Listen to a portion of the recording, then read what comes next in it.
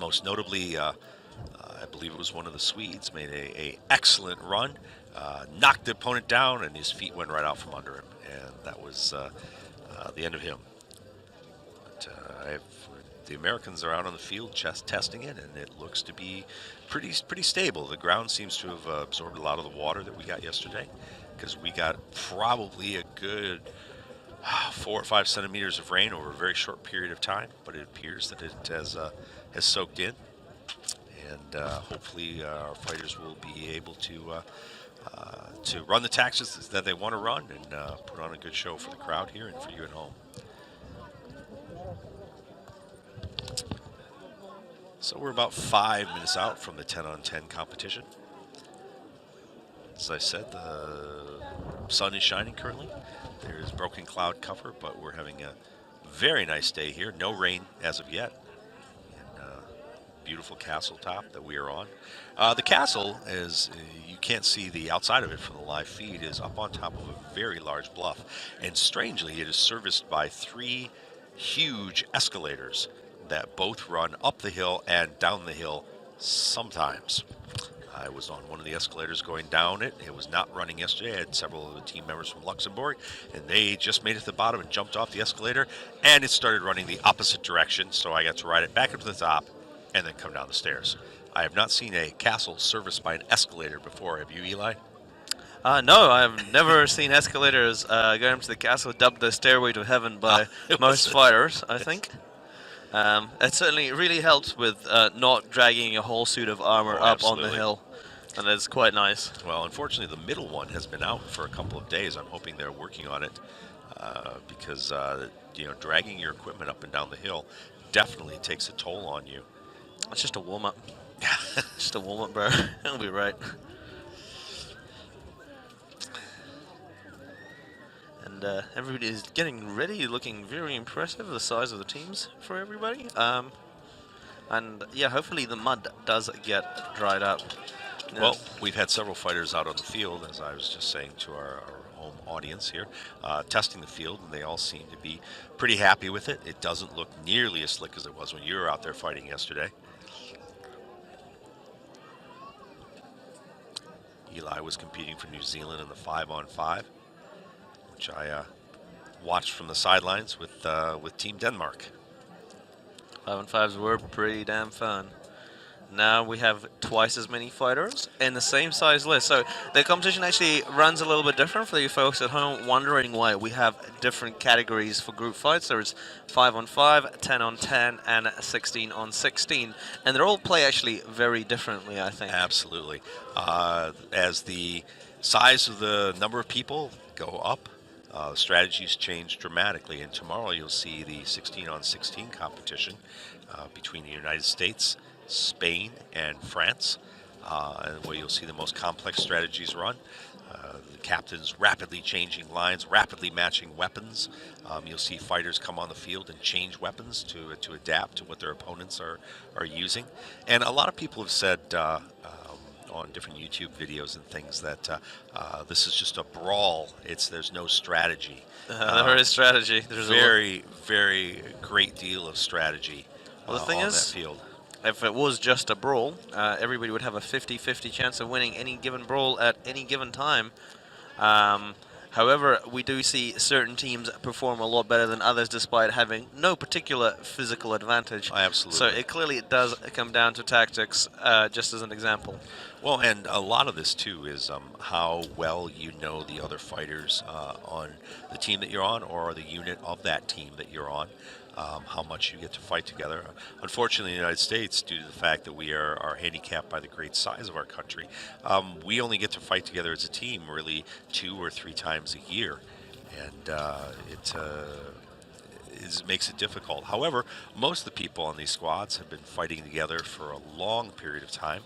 Absolutely, yeah. So they, although I have command on the left side of the field with Lance Hoffman. Lance and I have been fighting together since back in Aigues Mortes, France. So 4 years together. We pretty much know each other's moves. Matter of fact, at the national tournament, I was grappling a gentleman, grabbed him, saw Lance there with his big poleaxe, said to the person I was fighting, "Time to go night-night," and spun him around, and Lance put him to sleep. Yeah, it's goodbye, really. Exactly. Good night. In just a few minutes, we'll start So with Spain 10 getting riled up. versus 10 competition. With Don't know who Spain's opponent is going to be. First is Wait, Hubert is making an announcement as the Spain president of the IMCF. versus France. versus France, so the French are also discussing team tactics. So the snowball effect in 10 on 10s is a little bit less. What I'm talking about with snowball effect is when in the 5-on-5s, one of the team loses a man and suddenly the other team has 5 people versus 4. 5 versus 4 is a really one-sided fight, generally, unless something extraordinary happens. Whereas 10 versus 9 or so is it's not as big. Much of an From our advantage. championship. But Eli's definitely correct. The in the 5-on-5, you know, I think that Hollywood has made it and you can buy those believable at the end, that to a single superior fighter can take the field and defeat an immeasurable number of opponents, and absolutely not true. Perhaps an armored opponent, so if you're clearly far better armed, maybe if you have a sword and they don't. Yeah. And when we're fighting with guys in armor, it's very 50-50 on any personal combat, and a lot of teams try to mitigate that fact a little bit. So certainly you will see a lot of guys breaking away from their combats if they don't see them going their way, because when people start clinching, it's a very 50-50 of who wins or where both fighters go down. So if you can't win straight away, you might as well run and help one of your friends and gang up on another fighter. Sure. Just don't block us. What? Just discussing some things with the filming crew, and there we go. We're lining up, so it looks like Spain has one squad to the right that know quite each other well, and a line to the left. And the French take the field, and the Spanish are ready quite early. Everyone is just being checked for gear. Make sure they're protected under those chain aventails, because safety is absolutely paramount I in the know sport. it doesn't look that way, but definitely all the weapons that you're seeing on the field have been checked by marshals, weighed, checked for edges, checked for radiuses, to make sure that although the fighting will be very hard, very brutal, it won't be lethal. Yeah, absolutely, and that is why there is such a level of safety involved, because of the absolute extreme violence in our sport. So we want everybody to be protected to the maximum level with the best stuff. Yes, Eli's definitely right there. Having a little technical difficulty with my headset. I think I have it fixed now.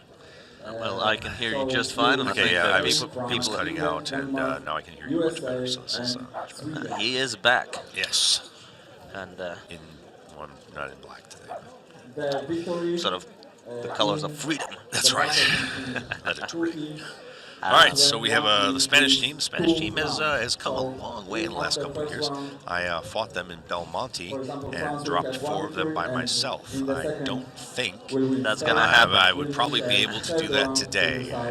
The last gentleman I dropped, I turned and he realized that he was standing in front of me, and I had a two-handed greatsword, and I saw his eyes get about the size of saucers, and sort of an oh no look. But this time we have seen such strong performances Much in stronger the one-on-ones, and certainly they have 3 poleaxes out on the field. Probably one of them is Jose, the medal winner. Yes, absolutely. I would definitely anticipate that.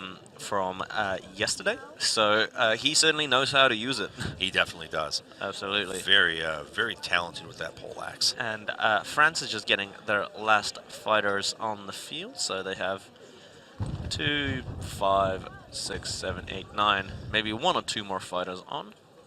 And just getting checked, sort of jumping up and down, getting a little bit ready. It appears that they have one big guy with an axe at the back, and then Bertash, and that's all the poleaxe I see. So maybe they'll play a more mobile game. Well, historically, if they come out with sword and board, they're looking to wrestle. If they come out with poleaxes, they're looking to swing. So we might have a French wrestling team versus a Spanish swinging team. So bit of wrestling. a bit of wrestling here. Yeah. Take them down to the air-conditioned Cobo Arena. Round number 1. So I think Spain is going to try and perhaps push the right flank, and France seems to have a concentration of those 4 fighters in the middle. I wonder what they do with them. and a staggered two-line formation otherwise, can see with the- Polak's people intercepting. So Spain getting stuck into the right, Spain getting stuck in on both flanks. Oh, and a Spanish fighter throws a Frenchman. Very exciting. So yeah, now we're starting to snowball. We have a French fighter on the ground, and so far the and another French fighter. Oh, okay. This, Oh, here comes the Spaniard with the run. As the next fighter Oh, and he puts himself down as well. and there was Yeah. a great run up on the French Polacks there by a Spanish fighter in the painted helmet, and I do think Spain are starting to get this Spain in the looks like bag. they've got a little bit of the numbers here. Got a Spanish fighter coming in. Good strike there on the one side of the field. And certainly now we have several Spanish people Another ganging up on French each down, other. and that's the end of that fight. Spain, España. España is receiving a lot of support from their own team and the crowds. Absolutely. You know, neighbors here to Portugal, Spain, very popular. Spanish team very excited. Screaming in jubilation. But of course, as we have seen, these things get swung about in round 2. Absolutely. And somebody lost a little axe. And a mace. And a mace. Oftentimes after these fights, the field is littered with weapons and chunks of armor. And the man in the yellow and black is not, in fact, a bumblebee. He is the head marshal for this fight. He is the most important marshal. Yes. As a matter of fact, all the marshals are wearing yellow. Yellow is the only color you're not allowed to have as your primary uniform for whichever historical place you come from. That's correct. So you will have to think about another design. So if your country's colors are yellow, you're going to have trouble. So if you see a little bit of yellow, there's probably a marshal. The gentleman trying to find whose axe that is, no one's claiming it, so I guess it belongs to him. That's Klaus.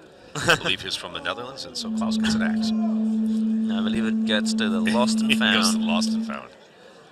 So we're ready for the next round here. We have France 0, Spain 1. French team conversing back there, trying to come up with a strategy that they think can diffuse these very aggressive, very talented Spanish team. Yeah, I think what they did is they did a big push on both of the flanks and then won that battle Yes. on one of them, and then it kind of snowballed heavily towards their favor. And we saw not a lot of action in the middle last time with people sort of hanging back and trying to intercept any of the runners from the other team. This time, the French seem to be concentrating a little bit on the left flank, so perhaps they'll just try to force one side of the field. Obviously, this time the field is busier than in the 5-on-5, so there is more full of fighters everywhere. In the 16s versus 16, there will be even more, and the battles will get more compressed, and the tactics will change, where there will be a lot less running and a lot more compression battles. All right, So Marshall's round and number we're ready to 2. go, and we're off. Battle number 2, Spain and France here at the 2016 World Championships. French formation seems a lot more staggered this time, with a few people hanging back, and they're trying to intercept that runner. We've got one Spaniard in the backfield. but That he's French being- person doesn't quite go down in the middle, Oh. despite... Oh, but he knocks his own teammate down on that run. So a French person goes down from the Polacks on the right, and I see another flying Frenchman on the left of the field. So again, we're starting to snowball. Little French runner coming in, smashing in. Oh, and Spanish takes the goes man down. Takes the Spaniard down. As we said, the snowball advantage isn't that great. Okay, We've got a lot of wrestling in the back of the list, one-on-one. 2 Spanish people working a Frenchman on the right, and lots of one-on-ones on the list. So Spain is a fighter up, but it looks like everybody is in a clinch right now, so nobody can go help out their friends. Well, Apart from the Spanish Polacks. Spanish Polacks is looking for targets. and He's hunting. He had better come to the aid of his countrymen. So he chooses the other Polacks to help, which is quite nice. But the Frenchman gets free, and now he's trapped by 2 Polacksmen, which is not ideal. Not and, the place you want to be. Not any the place. place you want to be. That's a lot of force coming down on you. And now the one of the Spaniards is moving on the other side of the field to attack the French fighter. Yeah. We'll see if there's and we Polacks. have somebody has dropped a weapon on this side. Not sure who that is in that clinch. It is the Spanish fighter. It looks like it fell out of his belt though, so not quite as critical. Yep. You must have a weapon in your hand to fight. Now they're beginning to regroup. The French team is regrouping in the back. Spanish team is calculating their next move. The Frenchmen have moved together to double their strength. It looks like now we have reasonably even numbers still. We have a So totally static clinch between a man with a falchion and a man with a poleaxe. They're If this- fighting it out. If it is a static clinch, it will get broken up and the Yep, fight and- will be and- reset. Oh, and they just told the French fighter he cannot grab the Spanish fighter's poleaxe. It's a bit of a no-no. Oh, we have 2 French fighters on the Spanish fighter in the corner. This is a much more even fight than the one we saw previously. And oh, a Frenchman and a Spanish man And they're go down both down. together. And now we have 3 versus So 3. it looks like we have 3 on 3 3 currently. versus 3. I'm starting to see a little bit of what's going on in the corner, but the Spanish fighter is almost downed. He's using his poleaxe to prop himself up almost a little bit. I'm not sure. No, he's not, because that would be illegal. We got a Spanish poleaxe just hitting the guy in the helmet. The modern view on poleaxes is starting to become as to poleaxe people in the collarbone, because that hurts a little bit more, but the helmet works. Oh, and he puts him down! Oh, so now France has an advantage. Yeah, and He's he freed just up his poleaxe. That is a He's big coming axe. in to bring the pain. Ooh, chopping away At the those legs of the ankles. Spaniard. Those hits are gonna start tallying up, and Very vicious oh, hitting. I heard that little shout of pain from all the way up here. And the Spaniard is down. Stop the fight! And France Takes it away in the second round. Yeah, Well, that means we go to a third. exciting. I do love to see these battles. They're some of certainly more striking of the tournament. As I keep on saying, I cannot stress enough how much I like watching people hit each other. That is fantastic, and it looks like we're going to have a decisive round. So again, we're going to have that endurance come through play and Absolutely. that experience of fighting. Well, and again, as we've said many times, that it's very difficult to determine what is going to gain the advantage, and it depends oftentimes on what the fight becomes. In a tight clinch initially, the stronger fighter will have the immediate advantage, but over the long haul, possibly the fighter that has better cardio, better endurance. The bigger fighters, more muscular fighters, burn a lot of oxygen. I can tell you that from experience. And, where a lot of the smaller fighters may not have the incredible punching power, the striking power, but if they're able to stay on their feet longer, they can definitely win the day for their team. So the marshals, you're looking at the Spanish fighters right now as they're deciding who they're going to put out for the third set in the 10v10. The Polish team is not here. I don't know if the Polish team is a 10-man or not. I see the English team is preparing. I have the Danish team on the other side. The United States team is still sitting down. So I'm assuming our next battle is going to be England versus Denmark. And then the United States will come in probably either against Spain or France. Giving a count, Spanish fighters have 11 on the field, and so they just put 1 off. Counting up, making sure that they only have 10. There's a Spanish team going in a line. And they have 10. Looks like they're going to be running a strong side on the right and sending 4. Looks like 3 sword and shield fighters backed up by a poleaxe. As a strike team on the left flank. And round number 3. Fight! And this is a deciding round for the first 10 on 10. In the middle, Spanish fighter just getting really stuck in there. Nobody going down. Everybody very stable. Very active Oh. round. 2 Spanish down, 1 French down. Another Spanish and Frenchman go down on the right. The French do have an advantage here, have an advantage by 2 men. Oh, the French are definitely up in numbers. Absolutely, they're ganging up on that poor Spaniard in the corner, and The then Spaniard on this side lost his gauntlet and was sat down for an armor failure. I'm Looks seeing like a the lot of French- blue. There's a lot of blue on the field right now. It looks like the French may have this well in hand. absolutely with superior wrestling power now that they got Yes. their game in check. They will They're certainly punishing fighters. They've broken into 3 groups, and it's all multiple French fighters on singular Spanish fighters. and the fight is stopped as it is, I believe, 5v2. 2 There. fighters from Spain. Left on the ground. Yeah, but the Spanish fighters obviously in those clinches are not wanting to give up and wanting to Well, go out the in a blaze of glory. referees are determining what's going on here. There's still 2 fighters Not sure if from we're Spain. done yet. They're still fighting in the far corner. I believe that fighter in the right got sat down. Okay, and now it's definitely a stop fight, I assume, Yes. because that. Oh no, the fight is back on. Um, No, no. and now it stopped. Wait. and are we going? Are we not going? You can't see this on the stream, but on the left there is just a lot of guys in blue and one guy in red. Red. And yellow. That's not a happy place to be. Yeah, and I do believe this one definitely goes to France either way, despite And- that strange rule of technicalities, because there is no way you can really come back from 5-on-2. No, it's very, very difficult. You would have to. The other team would have to make some pretty critical mistakes. Maybe if two of the Frenchmen tripped up, and then Well, which you'll we be in saw. a- We saw that happen yesterday. Yeah, but, yeah, it does the happen. field is much drier and much So, more secure today than it was yesterday. This battle goes for Absolutely, and we've round. still got a lot more of these fights coming on. They do take a little bit of time to set up, ladies and gentlemen, because we have quite a lot of fighters to check and get on the field. And Absolutely.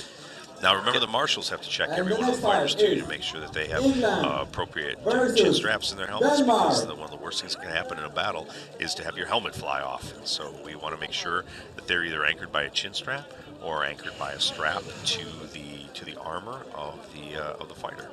Absolutely. I did end up fighting the Ukraine in 21s, the Battle of Nations, without a chin strap, and that was quite watching out for those head grips because it broke just before the match. It does happen, but you want your lid on at all times. You don't want to yoinked off your head. Well, for most of us, there's important stuff in our heads. I'm not so sure about myself, but Well, I was going to say that, Eli, but you did. So Yep.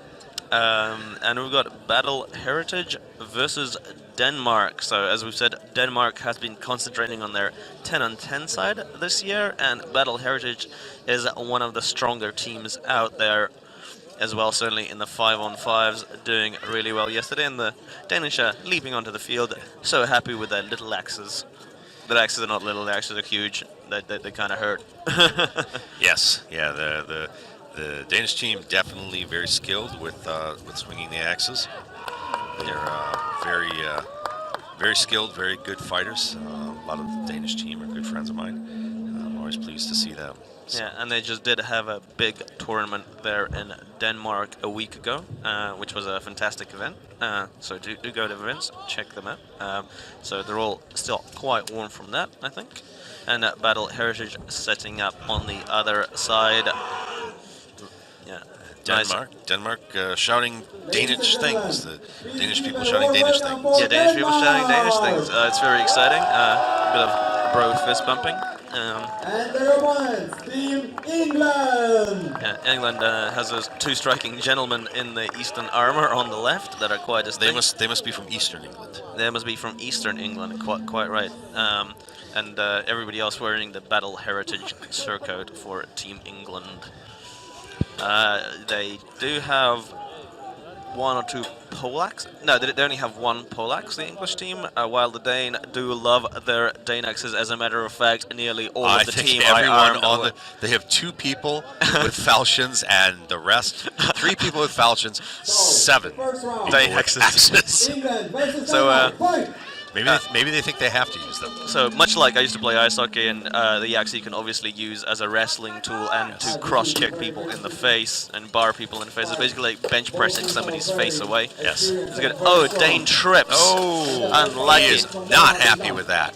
And we now have one of the Danish fighters in the backfield, and he's coming in. Oh, good takedown. Back, not intercepted by I his British believe that buddy. was Matthias Soberg. Beautiful. Good hit. I think it was. I know he has the Pratosh helmet. Dane's playing a very mobile game with our little and, axes. and he goes down on his second takeout. Yeah, the I big think Brits. that was Matthias. I'm not totally sure. 2 Brits in that corner walking a single Dane, and now we have 3 Brits on the left flank free, and I am seeing a lot of There's British a colours. lot of England. A lot of England, and I right think now. 4 Danes left. But who knows? People can trip. Absolutely. But if I were to make a call right now, I would say that England has this well in hand. Yeah, so it just depends Oh, how man. beat up the Danes get by this point. It might be Vicious attack there by one of the English. they're trying to hold their opponents And on the that's- list. And trying that's to- the end. Stop the fight. The trick is, of course, to get your opponent on the ground if you're at home watching and wondering what on earth this all is about. Yes. It's 3 points of contact on the ground, and then that fighter is out. And once all the fighters are out, well, that's The it. end of the game. That's Yes. the end of the game. All right. Well, it appears that that first round obviously goes to England. The Danish team is resetting. Look a little bit upset by that loss, as they would be, but I know if I know anything about them, they'll just get angrier and more determined to win. Absolutely. The Danish team is very powerful. I fought them several times, and it's always a battle. Always a battle. Wonderful run there from the Danish fighter. Absolutely, just straight to the back, not intercepted by his friend. I saw a British fighter look at the Dane, but just sort of just let him go. by and take his friend's head off. Yeah, well, I don't think he would have had the speed to No, catch him I don't up. think he would have caught him either. He was making quite a run. It's And quite a phenomenal fast speed and, yeah, over the slippery ground. Yes. Now, luckily, it looks like it's drying out. I see the American team is being staged, getting ready to go on. I'm not sure who they're going to be fighting yet.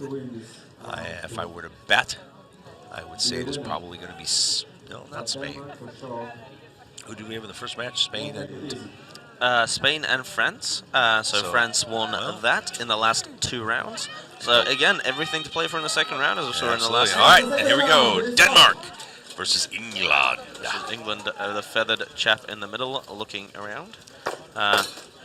Right flank, Danes making a little bit of, which are a lot more cautious this second battle. Yes, yeah, they came out flying the first one. Now they're probing for strategy, and we have a Dane breaks in the backfield, but Doesn't go down. Doesn't go down. Immediately But gets handled, but he is not down yet. He is still up. He is fighting, and we have another Danish fighter come in on that fight.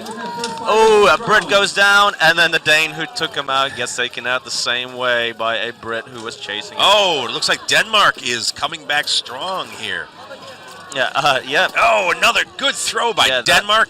Denmark swarming the English in the second round. Absolutely. How exciting. They came out angry. And if I was a betting man, and I am, I would definitely be betting on Denmark in the second round. They have the English well in hand at this point. Yeah, that's it. One of the English fighters sits down with an And open that's hand, the end of it. and the other, his friend goes down. How exciting. What a reversal. 1 round each. Well, and commanding on both sides, the English really took it to the Danes in the first round.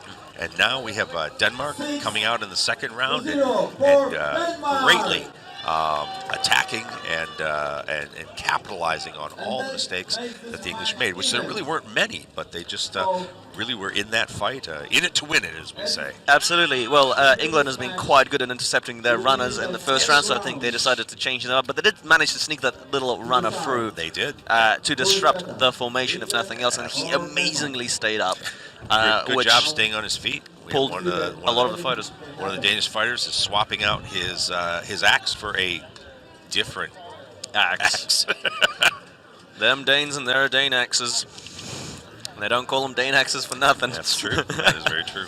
All right, so certainly much more cautious approach, working better for Denmark and disrupting that British formation I did at the start, win them the game. It absolutely did. They waited a little longer this time and then executed their plan.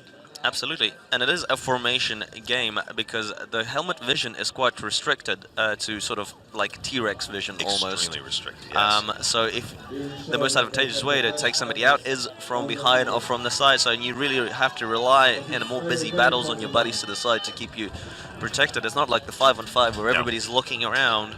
You're usually controlling a field of battle right in front of you. So if they can just sneak those guys in behind the lines or disrupt their formations, and if they're not looking the right way, they're going to be down quite easily. Absolutely true. Well, always remember that human beings are designed to move forward and backward relatively efficiently, side to side. Their knees don't bend that way. Yeah. And if they do bend that way, you need to have a bunch of surgery. Absolutely. Versus Denmark. All right, here we go. Round 3. England and Denmark. English obviously want to take this. They got the good confidence boost from the second round. The Denmark team, again, runner gets into the backfield. He's now in the backfield, and I think his job is just to cause some chaos. Oh, we have the first English fighter down. Again, and the British from Oh, and he shattered his axe on him. He's coming back to get another axe. Lot of action on the field right now, although I'm seeing a lot more white crosses. Yeah, I think Denmark again took that slight advantage and really pushed it. Forwards, I'm seeing 2, 3, 4, 5 down Battle Heritage. And Oh, and another Danish fighter goes the down. big guy from Battle Heritage just takes out a Dane. That guy is absolutely a powerhouse. Yes. So he can certainly swing those little 2v1s around. Oh, and that Dane gets stripped out by another huge Battle Heritage man. They're big boys, these Battle Heritage, Oh, and I can't the- believe it, but they might be swinging it around. Well, the Danish team here better come to the help of their countrymen. Oh dear. I Oh, think not looking good for Denmark right now. It's a 3v5. 5-on-3. Yeah. Yeah. So, again, if I were a betting man, I would have to say that they're probably going to go with England. The Danish fighter. Oh, the Danish fighter's helmet flies open, and he is taken down, and that is the end of that fight. England comes back to win it in the third round. With a surprising comeback from those early losses in the fight. Absolutely, absolutely. It looked at the beginning there, Eli, that they were definitely in trouble, and they managed to get to the rails, to dig in, and the battle turned their way. Never give up, never surrender. I've heard that. And certainly I think those big boys have chucked their Danish opponents. They really won it for England in the middle of the rounds. Absolutely. With those big throws, and then it really snowballed. I'm trying to get a bottle of water here, which has rolled down our steps. All right, we're good. And Okay. hopefully all the Danish fighters are okay. I did hear a couple of yelps from both sides Yes. Well, earlier in the match. Hopefully everyone's okay from both sides, because those axes hit hard. And as you can see, there's another snapped axe being carried off the field. Oh, well, you can't see it, but everybody's saying hello, fist bumping. And I believe Sweden versus your best buds, USA. It is. It does look like Sweden versus USA. And here's the gentleman just took the field for Sweden, who has the big fuzzy collar. I think he got that out of Cher's wardrobe. Just making the entire armor out of rondels. Rondels are like sort of the medieval version of almost a gaffer tape for Yeah, fixing. duct tape, exactly.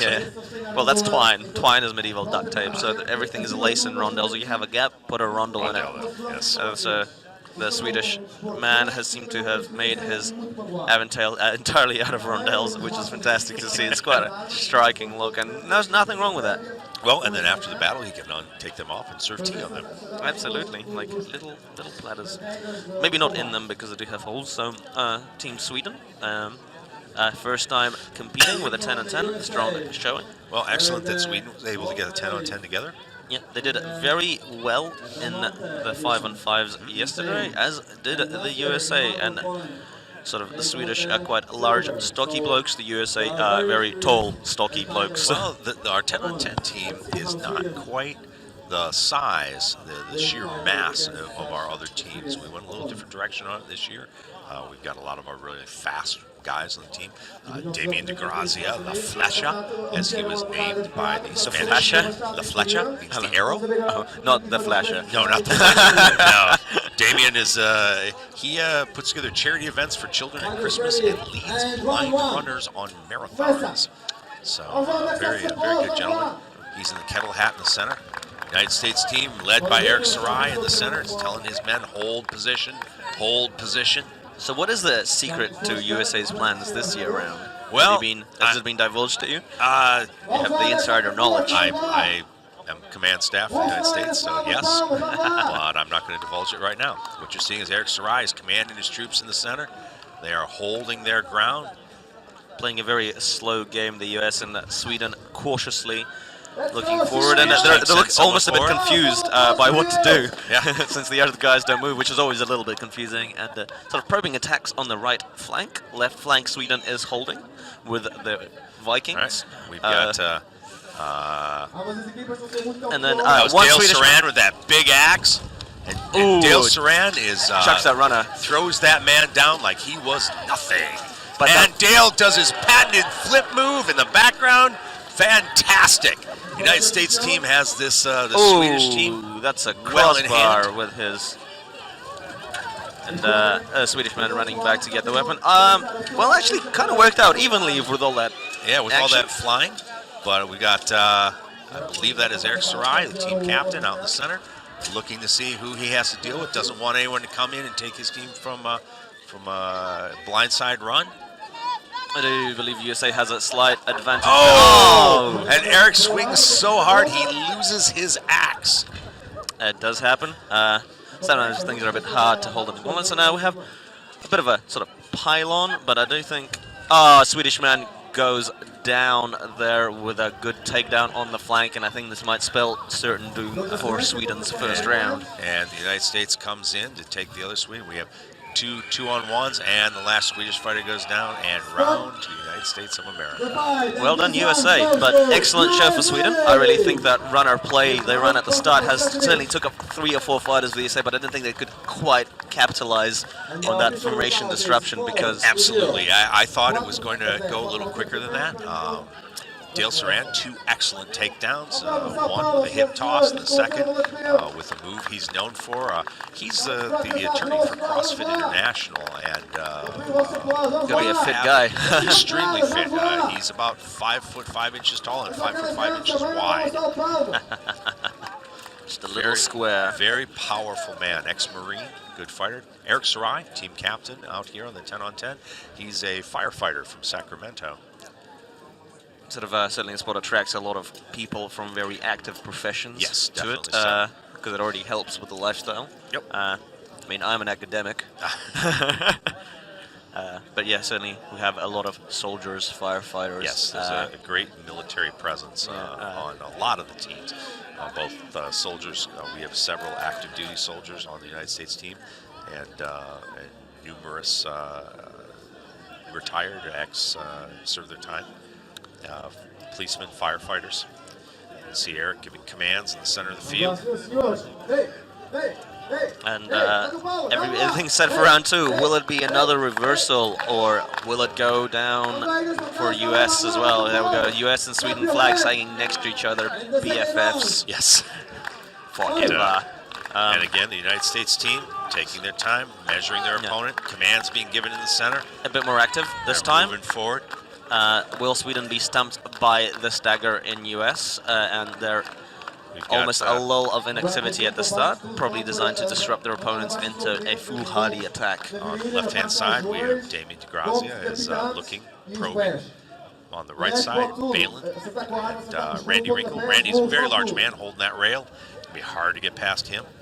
The Swedish team is trying. Baiting fighter. That's from US. Damien. Damien is coming out. Now, Damien does Got a big long-distance runs where he runs like 120 miles in a day. So definitely the stamina there. I can barely drive 120 miles in a day. And Damien looking Fight. for his run, Yeah. looking for a point to make out. And Back and forth, Oh, trying to and- disable that runner that snuck through a little bit in a one-on-one. Balin has him well in hand in the corner. So, and And well, it's a one for one there. yeah, Got some double action in the trip. corner. Yeah, ooh, And, that big axe. And the axeman isn't taken out by that little side charge, Nope. but we do have a man coming across the And entire side of the that's field. Damien. He is now in the backfield. Very dangerous in the backfield. Yeah, there he's running in. Boom. And good takeout Yeah. for Damien DeGrazia. He ran back there. He saw where Coming he in was for a needed. second. And lots of piling in by Team America. America. You know what comes next. I do.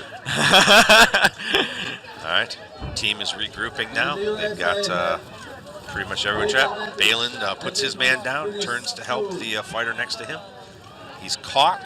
It appears he is caught. Oh, he is free now. We've got breakaway Swede trying to help his friends. Oh, and he runs into big Randy Wrinkle. Oh, yeah, he takes him down. There's still everything Oh, to and they fight are for. now punishing him in that corner. Well, But we do have several Swedes still up, and certainly several Americans. But it does look like it's swinging heavily in the U.S. favor. Oh, but two Swedes and an American do go down in that little pile-up. and that is going to be the end of that fight. And Team US does take it in the 2 rounds, which is very advantageous for their stamina. Definitely. But those were long rounds. I think US playing the long tactical game of Yes. formations. How dare they? No. Absolutely great at their game, both teams. Team Sweden's first performance, absolutely astounding power. We have one of the Swedes is limping off the field. Hopefully he is okay. So Appears with that the two it victories, might just be his armor. It I think appears his the armor. is a jam. So It's USA! And the crowd. crowd cheers. We do have full stands now. We do. Almost. And a lot of people coming up to the rail. And you can just see how shiny the American armor is in the sun. You can get the Fighters lens from flares. Spain and Denmark. That's the Please glow of report to the freedom. list. The glow of freedom. And obviously, yeah, Team Sweden, absolute beasts. First performance. Great to see them. Great to see their armor represent their Nordic heritage as well. They did very well. Very Always well. my favorite. So not sure who's going to be next up. Which will be Looks like after Spain those will may be be moving France to the list. against Sweden. It's. Did they just, Denmark is going on again after a short break, but that is such as the luck of the draw. looks like it's going to be Spain versus Denmark. Okay, so they both had a pretty similar they've break. had a, yeah. they've had a break. So And then sort we of have Denmark in the darker red with the white crosses, and Spain, of course, is in the resplendent in their bright red with yellow. yellow slashes across. Very good-looking uniforms on the Spanish team. With their biggest flag. Yes, they win the big flag competition. If there was a big flag competition. There isn't. There is now. There isn't Yeah, an well, official biggest flag Yes, competition. it's the Eli and Dale big flag competition. IMCF IMCF 2016. Yes. We'll be awarding one slice of pizza To the biggest flag to the bearer. biggest flag bearer. Yes.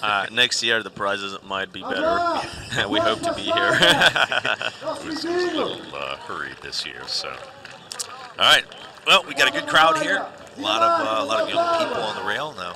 There is a safety rail, as you can see in the feed right now, if you look on the right side of your screen. And a lot of people stacking up on that. Danish team bouncing around down below us. As they're still going for the axes and their preferred axe technique. A lot of hand and a half axes, great for pushing people around, Yes. like you would bench press them out of your way, and that really works. Or, as you said, you played hockey earlier, and Yep. cross check is the same idea, except here it's legal. And encouraged. Yes, encouraged.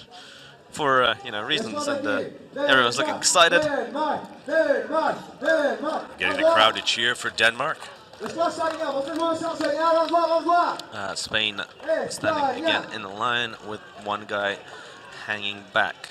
So what we've seen from Denmark, we've seen a very active play from Denmark so far, and then a much more paced play where they try and send a big runner through to try and disrupt that formation, almost cannonballing his way to the back. Meanwhile, Spanish has seen a push on the flanks, so we shall see what both of these teams do this time around. It's anybody's game. Absolutely. Very evenly matched. If I had to give an edge, though, I think I'd have to give it to the Danes. But we will see. I think they're a slightly more experienced team, and they did just come out of 2 tournaments now. Yes. Of course, Spain came out of Battle of Nations also. So Denmark hanging back this time. Next to the rail, giving up a lot of ground. But usually that's a maneuver if you think that your team has superior strength to hold ground and make them come. Danish pick it up. runner coming through. And he is through, engaged by one of the Spaniards. We got 2 Danish runners through and 2 Spaniards down. 3 Danish runners through. There is chaos in the backfield of the Spaniard. Yeah, the Danish runners are really causing that havoc back there with their superior stick wrestling. Absolutely. I do think they really like to run and ram that axe across people as a sort of little bar. They are and chopping and chopping and chopping. And now we've got a field of 3 Danish fighters roaming the field, and that's it. That's all over quite quickly. Yes, the Danish dig in and then burst through the line. The minute you get 3 people in the other team's backfield, you've got enough chaos. It's very difficult to come back from. The list is your friend, as I like to say. So by that point, you just turn your back to the list wall and hope, because if at least you have something to your back, you know you don't have a Pollux in your back. Exactly. No one's going to come up behind you Yeah. and send you to Night Land. Yeah, and bits flying off people. Do We you have- believe that was a thumb? We have a referee coming through. Chunk of armor. Chunk of armor. Enemy armor? Piece of armor. Armor. €2. €2. €2. Chunko armor. So Denmark just switching up their strategies, and Spain conversing in the back, seeing how they will mitigate that Danish runner pressure next time. I do think Spaniards might almost be tempted to run a very aggressive play against the Danish to try and take away that initiative that Denmark is good at. Either that or push all of their people hard down one side of the rail and then make the Danish team engage them with their backs to the rail. Absolutely. They could, of course, flood, as you said, one side of the list and fight there on their own terms, rather than trying to fight in the middle where they haven't been terribly successful at playing Danes at their own game, and try and play them towards the sides. Well, it looks like they're setting up heavy on the one side of the field. They could be planning to push that side. We'll see in a moment. It looks like they're leaving one axeman, a gentleman with a falchion and a pavese on the other side. Just to guard any unwanted attention. I would have to bet they're going to push that right side hard, and it looks like that is what they're doing. I think you're right. Well, as long as they take initiative away from the Danes. Well, again, they're still at midfield. They're still a long way away from the rail, which is their friend. And we have an early engagement, and they are going to the rail, it appears. They're going for a corner play, and that... We have one Dane down already. This may be a better play for the Spanish. They're mitigating that... and the Danes trying to go on the left flank attack, and they're trying to really try and control those Danish runners in the middle as well. But the Danish runner is good, and he gets the two of them down. Yes, nicely done. So yeah, heavy axe blows coming in the center, and a good throw from the Dane. Damn, 3 takedowns from that axeman in yellow. He is having a good day. Absolutely. And again, it looks like this vicious axe blow to the back of one of the Spanish fighters. Force just takes him directly to his knees. So Denmark takes the round. Absolutely, I do like how the man in the green and the salmon tabard underneath does have a little mustache stuck to the front of his visor. Oh, does he? Yes. Oh, he does. Look. Yes. But yeah, Denmark takes it away. But the Spanish strategy was working at the start. It was. I don't think they executed as well as they could. Had I been commanding that team, I would have gone right to that rail, pushed down it, engaged, and then had my 2 flankers looking to come in and take easy kills. But they didn't. The Spanish team did not capitalize on the use of that rail. They started to push down it and then sort of relinquish their position, which... yeah, absolutely, and I think they went back to midfield where those Danish axemen made short work of them. The Danes are very good at using the axes to come across the helmet and throw. They're also very good in grappling and wrestling, and you're going to have a difficult time with them at midfield. With that kind of level of experience, you're probably would be better off of making them pull you out of an entrenched position.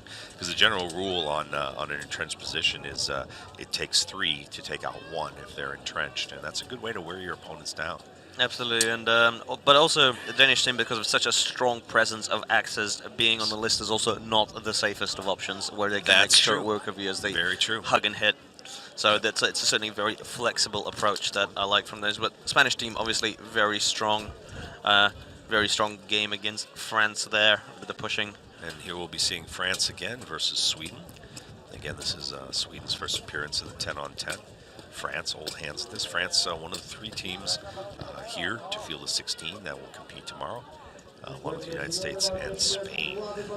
Fielding 16s is quite difficult at an event such as this, where only one 5-man team is allowed to participate per country. Very true. And so far we do not have amalgamated teams, but hopefully they can change that next year so we can have more people fighting. So we can have joint teams for several nations where perhaps they don't quite have enough fighters. And obviously to field these teams you also need not only the full squad but the substitutes. Absolutely. For those of you folks watching at home, because armor does get conked off and your squad just won't wait for you to get it fixed. Yes. And then obviously people get tired or worse, slightly out of it.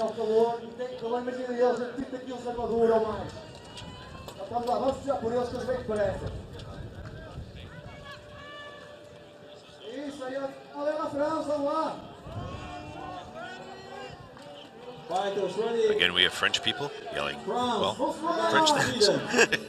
Fight. All right. And Sweden versus Team France. One X-Men hanging back. France, and again in their strange staggered formation. It's kind of loose. They're playing it nice and relaxed, I think, and with some people hanging back. And they've got a sort of giant in the great helm at the back. He's certainly an imposing figure on the field. He's looking for someone to get tied up, and he's going to come in and drop the hammer. Absolutely. Some minor engagements around the field. To the left with a 3-on-2. Oh, quick run there, but making no money on that. And Swede coming in to help. Oh! Both the runner. Oh, he should be called down, and the He- marshal comes in to make the call. He was definitely down. He held himself with his shield. In the middle, Swede is chucking a Frenchman, but no, we're going. Oh, Oh, good another takedown by one of the Swedes. It's very close. It could go either way. And I see some of this Ooh, excellent trip nice, from the Frenchman. nice kick by the French fighter there. With The other French fighter does go down, and we have France versus Sweden in the middle. And in the middle there was an attempted takedown that did not work. It's pretty evenly matched out here right now. Behind, the fight's not over. They're starting to congratulate each other, but the fight's really not over. No, it is nowhere near over. Yeah, and in the middle where you can see there's It does a big mosh appear pit that happening, the Swedes do have numbers on the French. but quite a while. Oh, there's I think the French Polacks in the back. Does he manage to cleanly take him out? Yes, he did. does. So he's got a good blind. Oh, he turned. Good move there by the Swede. France doing an excellent job of staying in that fight and trying to Oh, equalize. And we have one French fighter. 1 for and 1 Swiss. is great for Sweden right now. That was a good trade. And so we And got he's attempting 4v2. to push the man over his countryman. Yeah. And he is successful. So that's stop fight. And the round goes to Sweden. But we have seen France bounce back in We the have. second fights, perhaps with their superior numbers or superior stamina. Result is 4-0. Got some. Thank you. And our good friend Brendan, who we were announcing on the fighting, who has been announcing with us up here, he was representing Ireland in the Sword and Shield, did quite well. Just brought us some bananas. So thank you to Brendan and Team Ireland. If 'Cause, you want to bring us food, please do. We're quite hungry. We will say nice things about you. Absolutely. Well, we'd say nice things about Brendan even if you didn't bring us food. Now somebody lost an axe there. Let's hope nothing serious happens. They're axing everyone whose it is. Yeah. The more tired we get, the more terrible puns will That's start right. coming your way. Watch out. Exactly. You know that that we're in trouble if I start doing the pirate jokes. Yeah, har, har, har, har.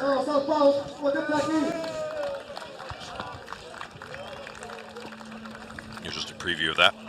What kind of socks do pirates wear? Well, that would be Argyle. They get worse. I do apologize. I might get one of those little spare axes from down there if they do get out of hand. Since there'd be so many going around.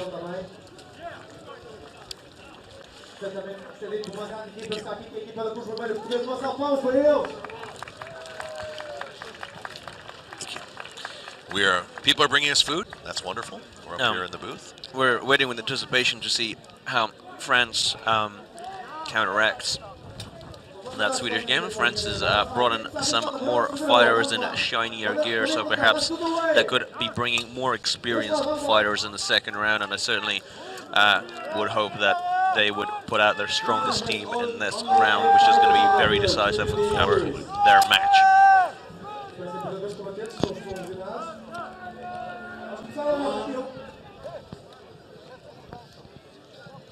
But for Sweden's first performance at the international tournament here at IMCF, they're doing fantastic. They're doing very, very well, especially against an experienced team like France.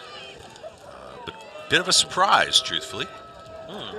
Especially with France's surprise win over Spain there. So, Yep. Well, it just shows how even this competition is, and the thing of it is, saying we have the American team is everyone eats dirt, and what that means on any given day, someone can put the other one down. Oh, quick run there by the French fighter. got a little runner in the backfield. Oh, and a mighty hit by the French fighter takes the Swede off his feet. So Got a lot of movement here. we do have Another equal good numbers hit. on the ground. But the Swede manages to stay on his feet. That's the gentleman with the gold faceplate who proved very good at making runs and strikes. Now here we have a Swede coming in against 2 French and 1 Swede, striking with his mace, looking to get his buddy out of trouble. Especially because it's a 2-on-2 going in that corner, and in the far corner it seems to be the French do have a man free, and he's just running up to lend a helping falchion. Yes. And And they have the French fighter, the Swedish fighter. Oh, he's got a 3-on-1. And we got a 2-on-1 in the other. Now we've got a 5-on-1. Boy, it looks like France is going to take this. They're congratulating each other, but the fight's still going. So like, Let's keep fighting, guys. maybe What are you doing? Maybe we should continue with the fighting that we came to do. He's like, nah, they got it. That's right. they got this. Yep. It's good. Looks like we have a 7-on-2 right now, 6-on-2, 7-on-2, and that's the end of it. With the small Swede in the gold faceplate that proved very devastating with his runs yesterday in the 5-on-5, was the last man standing. He's a short, squat man with a lot of power behind him, and Obviously. certainly can jog. And the same goes for the small French runner too. Yes, very I think much. he got a few good takedowns in there. But of course, the fight's not over, as we're braced for the clincher round 3, ready to decide of who shall win this particular match in the pools for the 10-on-10 here at IMCF in somewhat overcast Portugal. It's actually quite good weather for fighting. We've got a bit of breeze coming through and a bit of shade. And the Frenchman is waving a flag and getting the crowd worked up, shouting again French things.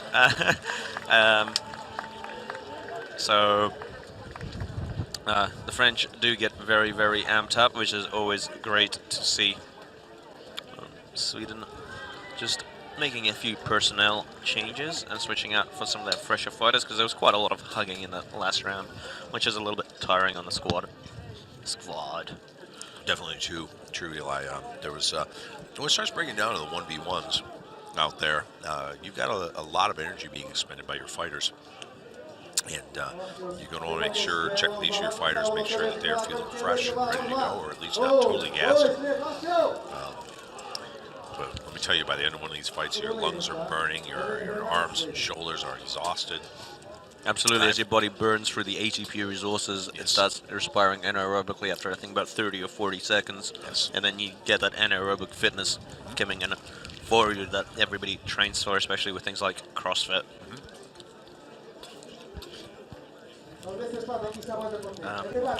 I've seen people burn so much energy that they end up vomiting in their helmets. That is Don't want to do that. Certainly won't get a hand really taking that off. unpleasant.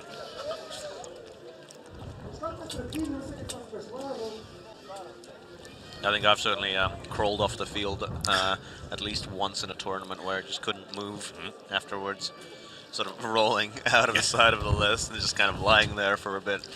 I got into a prolonged 2-on-1 in Egmont, France with 2 Polish gentlemen. And Ouch. I made it off the field and fell to my knees, not of my own accord. This is brutal and taxing, but we wouldn't do anything else in the world because this is just fun. And I can think of a couple of other things. in terms of sports, Okay. competitively, at least, let me add a correction to that because you are quite right there. All right, crowd is picking up, cheering for Sweden. We have a gentleman there from Portugal who is whipping the crowd up. And, Sweden keeps on being shouted with the support from the crowd, and Yuri from Fabria Morum is brandishing his big black horn that he's gonna certainly blow The for the Swedish team has dropped to their knees. They have conceded the match due to injuries. That's a little bit unfortunate. I was really looking forward to seeing that round. Yes. But they do have 8 men out on the field. Obviously, they're quite a new nation and quite a small team, and unfortunately, these battles do take a toll. They definitely do. They definitely do. But they very valiantly, very chivalrously fielded all the men they could, and then at the start, they all took a knee to show respect to their French opponents. So France will take that round, and I am assuming that at this point Sweden is withdrawing. Well, they could come back depending on the severity of the injuries. Spain Oh, and thanks. Sweden. And where Brendan keeps on bringing us food, which is, He does not want us to starve. So. yeah, I mean, this is a really hard job announcing. I mean, we're moving here all the time, so we're just burning all that energy sitting here on our butts. Yeah, Uh, I gotta go. So who's on next? It looks like Battle Heritage have got all their lids on. And the United States on the other side. The United States on the other side. England versus the Runaway Colony. That's right. Ooh, it's a grudge match. Ooh, grudge match. Runaway colony. Of course, U.S. is not a runaway colony. U.S. is a wonderful place full of wonderful people. But will the English as Brendan think tries so? to drink, as Eli tries to dig himself out of the hole he just made. Beep, beep, beep, beep. He'll be Reversing back- out of he's the back hole. All right. Well, we see on the field, center field there in the kettle helmet, the guy stretching his legs. That's Damian DeGrazia, La Flecha, as he was named by the Spanish team. Team captain standing next to him, Eric Sarai. He's a firefighter from Sacramento. Also out there, I USA think next to him is, I believe that is Dale Saran. Dale Saran, one of the smallest men, but most dangerous men on the team. Looks on the far side, we've got Big Randy Wrinkle on the left. Matt Richardson next to him, the oldest member of the team. I believe Matt is 56 years old. But still, he's wearing that Eastern European kit. And on Team UK, we got some blokes. Yep, some blokes that I don't know. Some blokes. They're all very nice blokes. I met most of them in the tent yesterday after the 5-on-5s. Top notch. And some big blokes. They are some big boys. And the fight is on. United States versus Great Britain. Again, the United States holding ground. Eric Sarai. England taking Pushing two on the the right. side and pushing down the middle. USA drops into formation straight away. England taking it easy. Feather Helmet looking around for targets, whether he's more useful on the left or on the right. USA makes it. they make no. a tactical error. 2 go down. That's going to be costly against this big English team.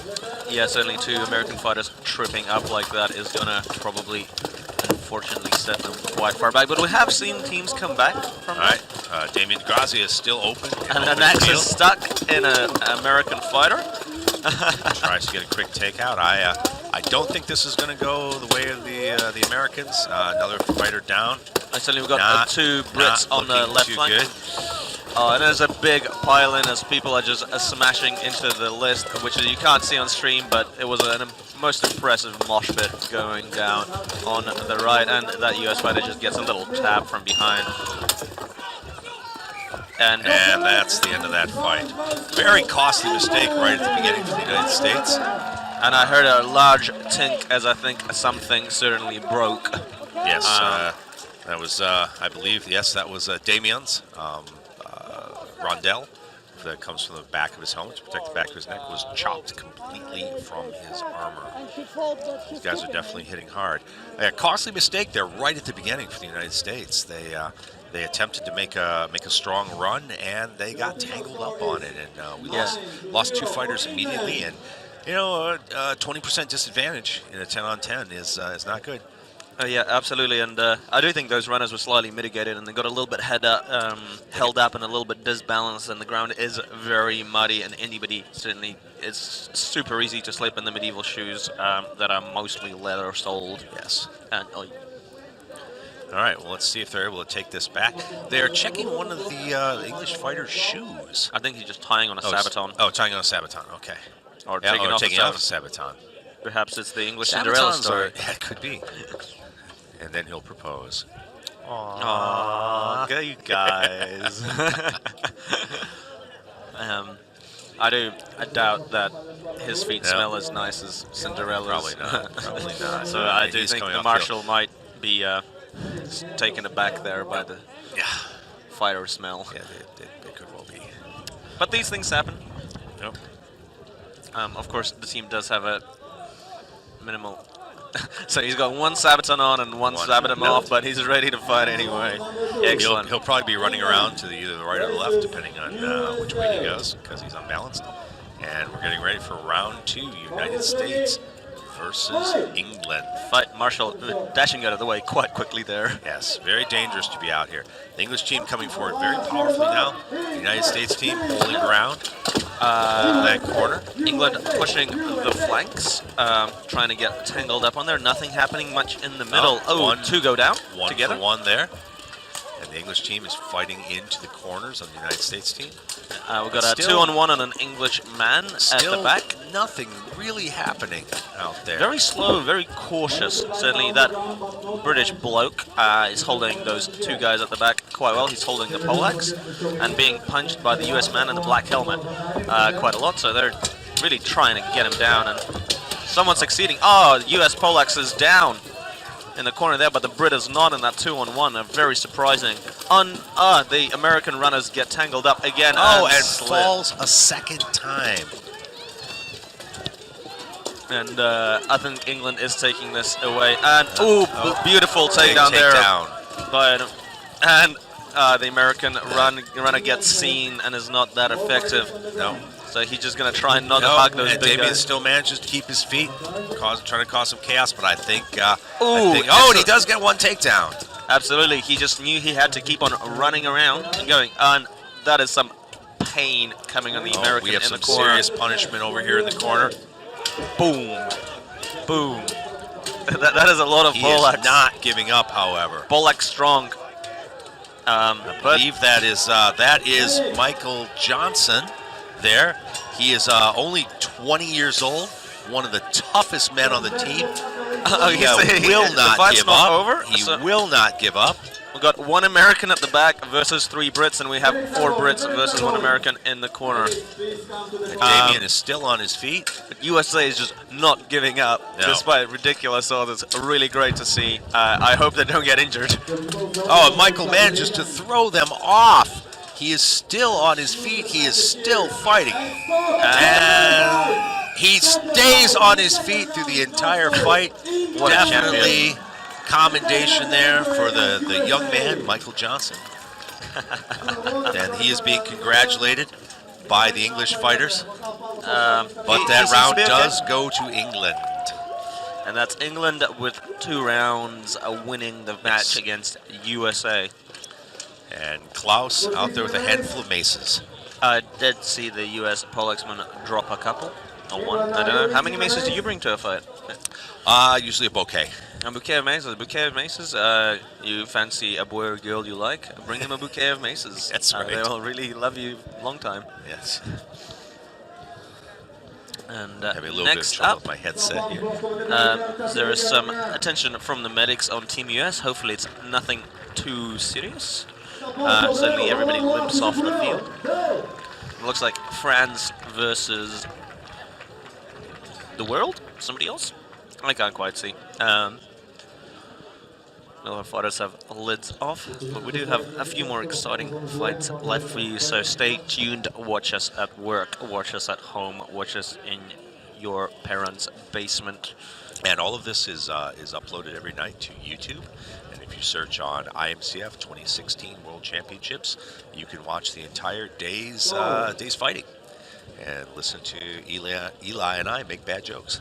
Absolutely. Bantosaurus. Yes, From the- Bantosaurus Rexus. Bantosaurus actually the Bishop of Banterbury. Denmark versus USA. Prepare for the next The fight. Bantermeister. In Banterberg. Bantermaster of Banterberg. All right, looks like we have Spain, and Sweden is taking the field again. They relinquished the field, and we assumed that they were withdrawing, but it appears that they have not. They just needed a break. Perhaps they made a quick run out to the pub. But no, there is still 8 of them out there, so perhaps the team from Spain will sit down 2 of their fighters to equalize the number so they can have a fight. Well, this time they're more fresh and they're running less risks of injury with 8 people, so they might rather choose to fight a fresh fight rather than a fight against friends that they lost Right. previously. And it Might have been a appears that tactical decision. 2, 3, 4, 5, 6, 7, 8. Trying to count here, and they have 9. They are putting Spain is putting 10 on the field against the 8 from Sweden. Not the most chivalrous move, but now their team captain is coming and conversing, and he is sending 2 fighters off the field. Yeah, I think they've just realized Wait, it's no, well, maybe trying to figure out who they want to send off the field. the short Spanish fella is heading off the field, and the crowd is applauding the chivalry of the Yes. Spanish team, and so they can have a fair fight, 8 on 8. Absolutely. Well done, España. For honor and victory, as the announcer arrives. We're coming with you with more banter and more violence. Yes. Here we are, Sweden versus Spain. Not quite 10 on 10, Nope, 8 on 8. but it still counts. And they come to center. We've got a lot of the Swedes with big axes. Yeah, very strong center play, almost nothing on the right flank until the short Swede moves in. We have And one of the Spanish fighters in the backfield, and that's a bad place to be. Oh. But he puts himself down too. So hard sometimes to keep your feet when you hit one of those big hits. I think so. And somebody loses a gauntlet there. Goes Wrestling in the flying middle. off the field. He crawls out from under the rail. And I think we do have a clear advantage to Spain at this point. It appears that way. We got 2 2-on-2s and 2 1-on-1s going on at the same time. And the Spanish. And Spanish dumps another one of the Swedish fighters. He comes over. Now we have. I think it's all over for Pretty Sweden. much. I'm It's afraid this round. all done but the shout. We've got 2 Swedes up, and we got a whole lot of Spaniards. A whole lot of pain. And that's it. Stop fight. Last Swedish fighter goes down. But excellent offense by Sweden at the start. They just got a little bit put down there, I think, in the middle, and certainly that both the runners ended up taking each other off with Yes. that little takedown. It's so hard, especially if the fighter that you go to hit moves forward right as you make your attack. A lot of times, your forward momentum is going to continue through, and you are going to go down with them or trip over them, or something bad will happen. Bad things happen. Bad things happening too. It's very hard to step over fallen people, Yes, especially in armor. especially in armor. It gives little bits also tend to snag on each other, and it's not like throwing somebody in a judo class where they have this nice little robe. Yes, You absolutely. kind not. of snag and sometimes get pulled down with them. Well, and I've had situations where armor has linked into other armor, straps have caught other straps, and you're just going down with them. It's just the way it is. And we've seen certainly a lot of weapons lodged in places. Absolutely. Sometimes rather painful places. Very true. Round number 2, Sweden is still coming in with a strong performance for their first IMCF Cup ever versus the red/yellow line of Spain. Spain making a move on the left flank, and we've got a runner from The Sweden. runner from Sweden is in the backfield. He's They're got 2 coming people to on him. adjust to him. Oh, and the Spanish. The Spaniard goes down with the Swedish fighter. There. Oh, excellent takedown by the Swede there at the back with the The axe. Swedes. And we have a broken weapon on the field. And it appears to be the Spanish captain. He's running to get a new weapon. I do think he has pulled out a falchion. And of course, people do carry spare weapons. And No, 1 he for ran. 1. He ran all the way to the back line and got an axe. I see.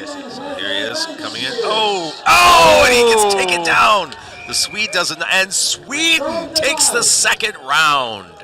And another exciting turnover. Very event. exciting. So far, it's been the most surprising fights I've seen all tournament here, with lots of action going on. The so much back and reversals that forth. are going on out here, Eli, with one team dominating the first round, the other team dominating the second round. You just don't generally see that. Absolutely, Andrew. It's quite right. It's very back and forth. This it could really snowball one or the other way. This is a very tactical, strategic brawl. Very much so. Very much so.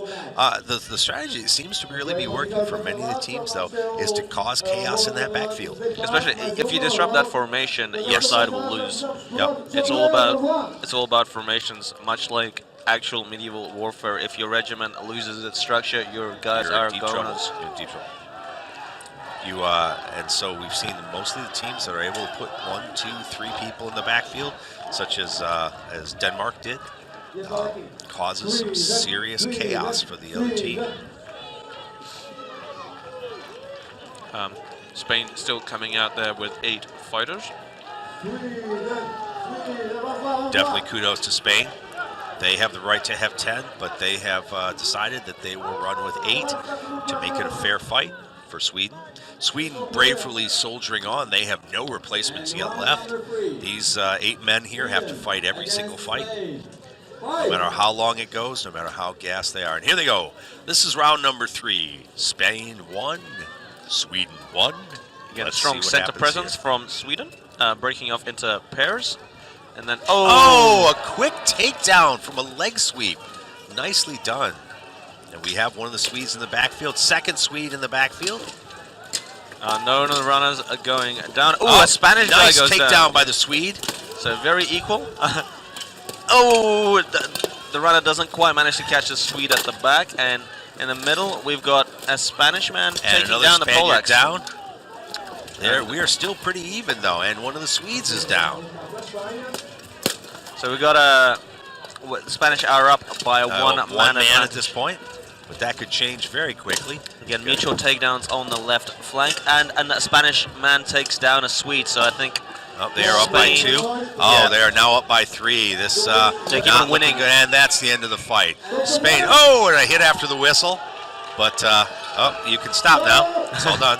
it's very hard to stop. Yeah, you can stop. Sometimes you just don't hear it and you don't see it. Absolutely. I'm true. certainly guilty of this yesterday. Where marshals had to chase me across half the list and boot me with a Oh, was stick. that you that got hit in the head with a stick? Yes, that was me. Right. I did not see the sticks, and I did not hear the whistle, and I apologize profusely to both the Portuguese gentleman and the marshal because I had just had no idea what was going on, but I just wanted to take that guy down. so I was chasing after him at top speed. So after that, we're like, who was that idiot? And Anyway. that idiot was Eli. Spain wins in a battle of chivalry against Sweden. Nicely done on both sides. Excellent fighting. Excellent fighting both. I think it broke down in those series of one-on-ones, and Spain really came to their Yes. fore with more experienced fighters, just winning their individual one-on-ones, Yes, and there then was- being able to snowball hard. Absolutely. Absolutely. I'm not sure who we have up next. USA looks like they're USA sort of is making their way getting ready to towards come out. Not sure who's coming out. Looks like Denmark. USA This was should be a good one. USA team and the Danish team, very close. Very good friends on both sides. Always excited to see our Danish friends and hit them. and I'm sure they're excited to see you and hit you too. Yes, I'm sure they are. So getting a wave from our Knight Marshal, Steve Chessman, and Captain of the American team, Captain Andre Sanu. Captain America. Yes, Captain America. Excellent. And, He is, the Danes are jumping about, being super excited, riling up the crowd. These guys move phenomenally fast in their armor. I am personally jealous of their ability to jog with all that kit. Absolutely. Need to be so well fitting, so well executed. And again, we are seeing slightly less axes, but by no means a small amount in Nope, Team Denmark. There's absolutely about not. half of them now. Yeah, looks like they changed up a little bit to a little more sword and board. Yeah, just maybe to mitigate the U.S. tactics of hanging back. And sort of if they hang back, it's a lot harder to disrupt the formation of the United States Yes. team. So we'll see how Denmark will do now, whether they'll hug an axe or whether they will still try and cause that chaos, because it's very hard to cause chaos, obviously, when the other team hugs the list towards the Very back. difficult. Very difficult. Might be a very smart move on the US side to try and counteract that really strong center field play by Denmark that we've seen before. Well, I would not want to fight them in the open field. They've been very effective at canceling any opponent's advantage in the open field. making some last checks here. We have the referees checking the United States team, making sure that their equipment is up to par. Danish team having their bro huddle. Shouting Danish things. Danish people shouting, well, Danish things. I think they shouted Denmark. That was pretty obvious. Certainly probably the most Danish thing you can shout if you're a Dane. All right, Knight Marshal, Marshal on the field, checks. Captain Eric Sari comes over, checks with his men, gives them last instructions. We got two big men in the corners on the United States team. Of course, we have the twin brothers, Friedrich and Matthias, out there for Denmark, and the fight is on. United States still holding ground, coming out a little bit. More like a crescent. Denmark matching them. Everyone's standing there looking at each other, admiring each other's shiny armor. Very, very cautious start by both teams there. Nobody wanting to give their nice defensive position away. Third in there, we got Big Bob Nash. Watched him deadlifting over 540 pounds. Oh, little Balin, not really the greatest thing to do there, buddy. So they have drawn a line in the sand. Denmark being cautious, United States being cautious. Crowd getting restless. They really don't want to give up their defensive players. I mean, Denmark might as well go forward now or try to lure out US. It's essentially he gets the most impatient. Of course, the rules do say that you do have to proactively attack the enemy. Otherwise, maybe both the teams will get carded. Could be. United States team playing it very cool. And Go, here go, comes go, go. Denmark. Oh, almost trips himself there. And then, but he still managed to take down an American despite And almost tripping himself It is up. now broken into chaos on that side of the field. Fighters coming over. Denmark fighter crashed in the rail and taken down. And the American gets stuck in the center play. Can they lure the Americans back to the center? Because it's pretty equal one-on-one, and we've got those fights coming in behind the rail that you can see at home, which are very tough, high contests of violence. And a Danish runner coming in to help. But David he's charged. Degrazi is free in the midfield, but he gets picked up, and he gets taken down by a nice hit from Denmark. Captain Eric Sarai on the rail, attempting to make some money against the Danish team. Looks like the Danish team has the numbers. Looks like there's a Broken Dane in weapon the on back the Danish team. wailing away, but the Americans are just not going down, and I am seeing a lot of red with white crosses. It's looking good for Denmark right now. Ooh, big hit to the head there, and a trip up from the Danish fighter. And Denmark takes round one. Well, that was very close, actually. Closer than I thought it was going to be. I know how much time and effort Denmark has spent on their 10-man team, and they're very skilled. But the United States was able to answer. Absolutely. It just came down to those combination of fights of splitting it all to 2-on-1s, 3-on-1s locally and winning them all faster than your enemy could win them. Absolutely. I think a very good defensive play by Team US to stay there in that crescent so they can shut down the Danish fast game. Brrr, it is getting a little bit chilly in the tower. The wind has definitely picked up. Perhaps it's the Norse gods looking favorably on be. their Danish children. Yes. Yeah. Certainly you can feel And the cold over north the wind. hill, a giant eagle coming in. No, not really. No.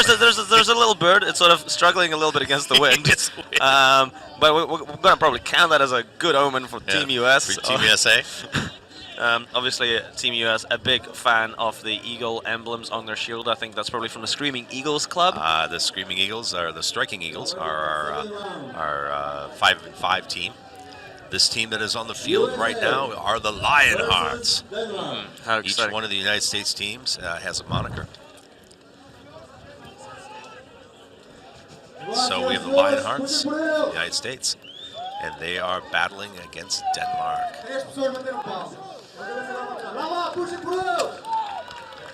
I wonder what the strategy will be for this round for Team USA, because while their defensive play worked quite well, it didn't net them the win. Did not. So will they try and do the same thing but better? Or will Well, they change it or up? will they change it completely? Their formation is a little bit different, so they have 3 guys hanging on the right and very sort of cautious middle again. But there's a little bit more split towards the left, but perhaps that's just the way it looks. And it And the looks little now Viking man, as if the Danish team is almost running an running echelon V. USA taunting a lot. Fight! Fight!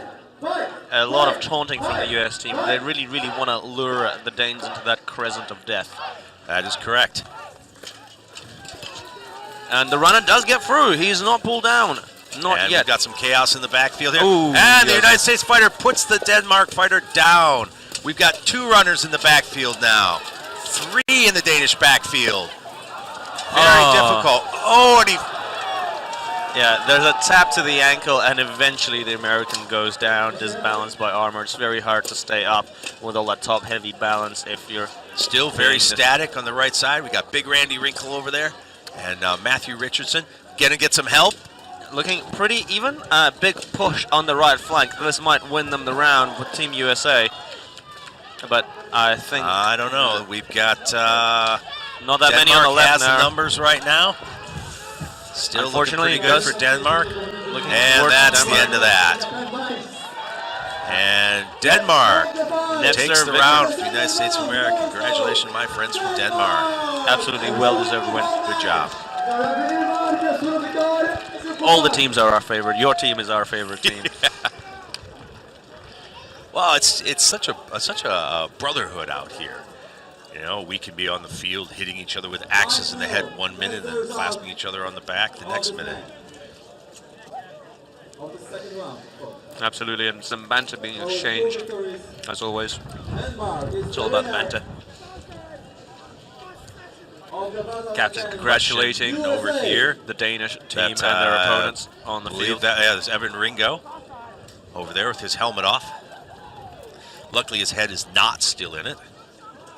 Saying thank you to the marshals from the Danish captain. Of course, we would like to give the shout out to all the marshals and all the organizers for making this happen and keeping everybody safe. Doing an excellent job here. For absolutely Marshalling free. is an extremely difficult, extremely thankless job. But they won't be able to go inside the field because 3 fighters are injured.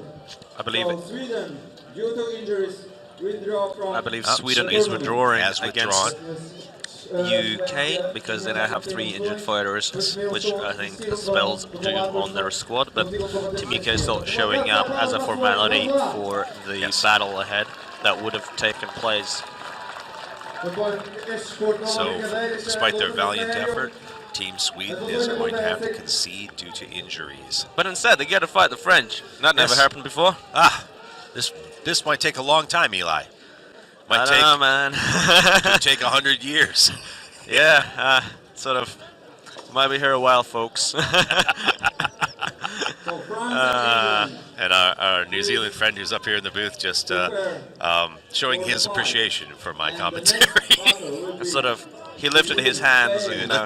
Lifted his hand in some sort of salute. It must be maybe a Maori thing or something. No. Yeah, he's just showing us his meth hands. Yes. It's all right. But does he have jazz hands? Does he have jazz hands? I don't know, man. They're, There we go. They're pretty shaky. Pretty shaky. And he hasn't even brought us food. both teams have But we do have food. Yes, no, From we're our Irish out of friend. food right now. He's given me potatoes, and Yes. it's all I wanted. Well, how fitting. And how Absolutely. Now, where is my whiskey? Oh, wait, wrong country. Excellent. England versus France. Very exciting. Certainly historical grudge match. Not so much now. The nations are very friendly, and certainly the Brits do enjoy a lot of the French cuisine, but will they eat them for breakfast today? Let us see. Let us see. That's snap from Eli. That's nice. So, If or will the French be able to cream them into some sort of sauce? Maybe perhaps a brulee. Well, they're still not fighting, so we're just going to keep on making these terrible jokes until we have something to talk about. The English team looking to carve the French team like roast beef on And the cart. The French have now 10 fighters on being pushed on there by the French captain, and sort of getting a little bit more grim on the weather there. The red English line standing there with one man hanging in the back as the possible interceptor for the runners. And here we go. French again going to the England, Tiger. France. Here at the 2016 International Medieval Combat Federation World Pushing up the Championships. flags. England. Slow engagement, a little bit of fighting in the middle. Nothing much, no breakaways, no runs. Big mosh pit in the left, a little mosh pit in the right. And I do believe that's a French person on the floor It in does the left. look like it. And the takedown gets aborted from the British runner. That is a big Englishman on the rail over there wrestling with one of the Frenchmen. He has one of the high conical hat Russian kits, and Englishman and Frenchman go down on the right. And lots of action from the French runner, but no takedowns. And I do see a couple of fallen Frenchmen on the right flank, so I think England certainly won the right flank battle and are now in a very good position to pretty much do whatever they like. Well, I don't know. It's still kind of conga line-ish over on this side. And, you know, those kind of things, everybody can fall at once. But no, the Frenchman is down. I think the English definitely has superior numbers. I think they're really good at using their just superior weight and strength to just physically force their opponents down to the floor. So whenever you end up clinching with those big boys, they will just force you to sit down, no matter how big you are. Those Frenchmen. Oh, and the Frenchman breaks out. Go! And Go! the crowd goes wild. Go, French guy! Go! Go! Fight all the Englishmen! He is fighting all He is Englishmen. fighting all the Englishmen! It's almost the whole English team. The other half of the Englishmen are on the other Frenchman in that back corner, and he's amazingly still not down. What a hero! The hero of France. Perhaps Joan of Arc in a past life. Oh, and he's still not down, ladies and gentlemen. Oh, and the referee comes in and stops the fight. He did not, and the English show their appreciation for him. Everyone congratulating him. An excellent job there. What a great show of strength from France. They certainly do not give up. No, absolutely not. Never give up, never surrender. Or something like that. So excellent job from the French fighter there. The rest of the French team, not quite as successful. I see the Spanish team moving toward the list, and it looks like the American team is getting ready. So we may well have the United States and Spain next. But of course, France has come back from these kind They of have. defeats, They so came back against Denmark. It's definitely in the cards. they could certainly go to 3 rounds, maybe 4, maybe 5. Or England could take it away. English team very strong this year. Yes. So the French people are once again yelling French things. Yes. We hope it helped. I think it certainly helps their morale. French team are always very popular. The English fighters' peacock feathers look a little worse for wear.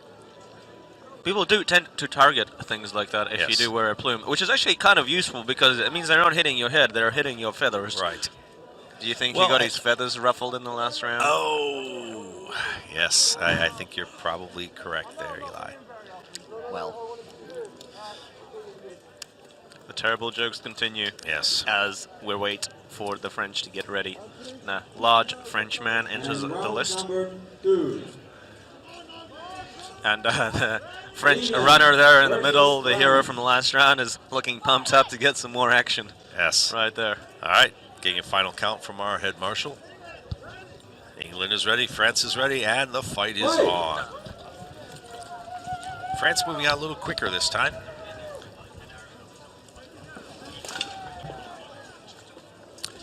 Little engagement there on the left, little engagement on the right. No real commitment yet. We've got a fight going on the left rail. The English fighter attempting to sweep the legs of the French fighter on the right rail. And again, we see the English strategy of just hug on the rail and use a superior strength come to bear on those flanks and just working that list. One of the French fighters knocked right through the rail. Which of course means he is out, and they're now really ganging up on the French in the center list. Ooh, running, boom! But nobody goes down quite yet, but they do manage to work their way through all the Frenchmen. And no weapons, so fighter grabs a weapon, and I think it's all very one-sided from here on out. It looks like the French just a matter of time. Ooh, and the weather here The is wind is kicking up big. It looks like we're going to be getting some more rain here momentarily. it is starting to rain already, a light drizzle, but hopefully it will help keep the fight as well. And the French are still going. They're still going strong. They're good. They're chilling. They're just chilling there on the rail, getting all the falchions. That's what it's all about. Chill out, get falchioned, have a drink afterwards, have fun. And Definitely a show starting of to wear down on him, and endurance the there. fire is Big stops. kick on the other side coming in. And of course, English the English team. team is getting also tired because they are all still human. And stop the fight. And that is a stop And fight. the second round goes to Second England. round goes to England. Well deserved.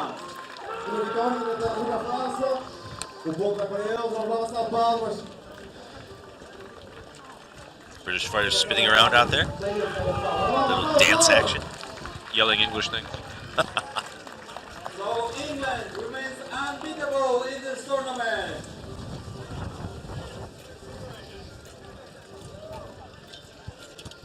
As the announcer just mentioned, England remains unbeaten in this tournament with very strong performances in one-on-ones and in the fives. And they're certainly tough, but very, very fun to fight. I can attest to that. Please report to the list. Well, Next fight will be France looks like versus Spain Denmark. is staging on the one side, the United States is staging on the other. If I had to make a bet, I would say that that is going to be the next fight.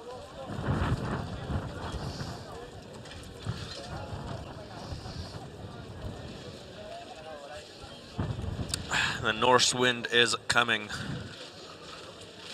Certainly and strong, but that's actually pretty good when you're wearing all that kit on. We're sort of seeing 4 seasons in a day here at changing weather in Portugal, Hungoversville.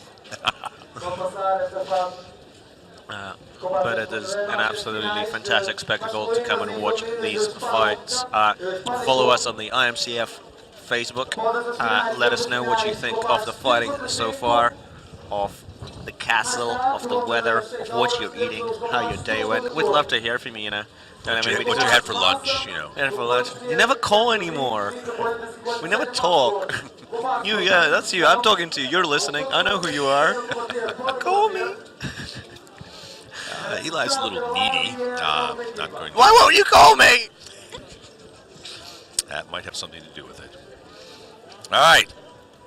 We have the American team taking the field. Captain Eric Sarai Versus Spain. versus España. Resplendent with a giant flag. Yes. So- Winners of the Eli and Dale Giant Flag Contest. España being, again, very popular with the crowd here. And I do wonder how this round will go, because I think they're two quite well-matched teams from what we've seen previously. It should be a really good fight. American team's got a lot of speed this year on their 10-on-10, and Spain seems to have a good deal of speed as well. I think I might have to give this probably a slight edge to the US just for the use of tactics and maneuvering The US is and we're a posturing. very tactical team. Of course, our team captain, Andre Sanu, is a career Marine, Chief Warrant Officer 4, which means he's very warrant officer-y, much more than a 1, 2, or 3. He's a warrior officer. Yeah, very Yes. good. And I guess they teach you a thing or two about tactics in the Marines. Yes, yes. Yeah. I think it's mostly run in there and hit them, but There's a lot of running in the army, that's for sure, yes. from what I hear. Yeah, Spain team are very, very strong this year. So They've had some very active recruiting for the Spanish team, and it has definitely paid off. They are a far improved team from what I saw 2 years ago in Belmonte. And we finally have, I think, all our fighters on the field ready to go, looking stern there from Spain on your feet at home. One is signaled, and the marshal asks the United States if they're ready, asks Spain if they're ready. Spain signals, United States signals, and the marshal begins the fight. Here we go, United States and Spain. Spain again advancing down in the middle, but could they be trapped by the crescent of death? United States looks like they're going to try to run a double echelon V. But it's very hard to say. US coming from a sports background, of course, can break into any number of football plays. Yes, Hut, that's American football with tackling. little engagement over here. Big Randy Wrinkle on the rail. Oh, big mace hit to the helmet there from the Spanish. We have one of the United States fighters down on a run that didn't quite work. Unfortunately, gets tangled on his teammate. And Lots it's of pretty pressure. much chaos on the field right now. Any tactics that were being planned have pretty much gone by the wayside. US has Hello? a couple of runners free though, and it might pay off in their favor now that we have 2-on-2 free men running around. Everybody else is engaged. Damian hit from behind. Oh, but it goes down with the man he hit.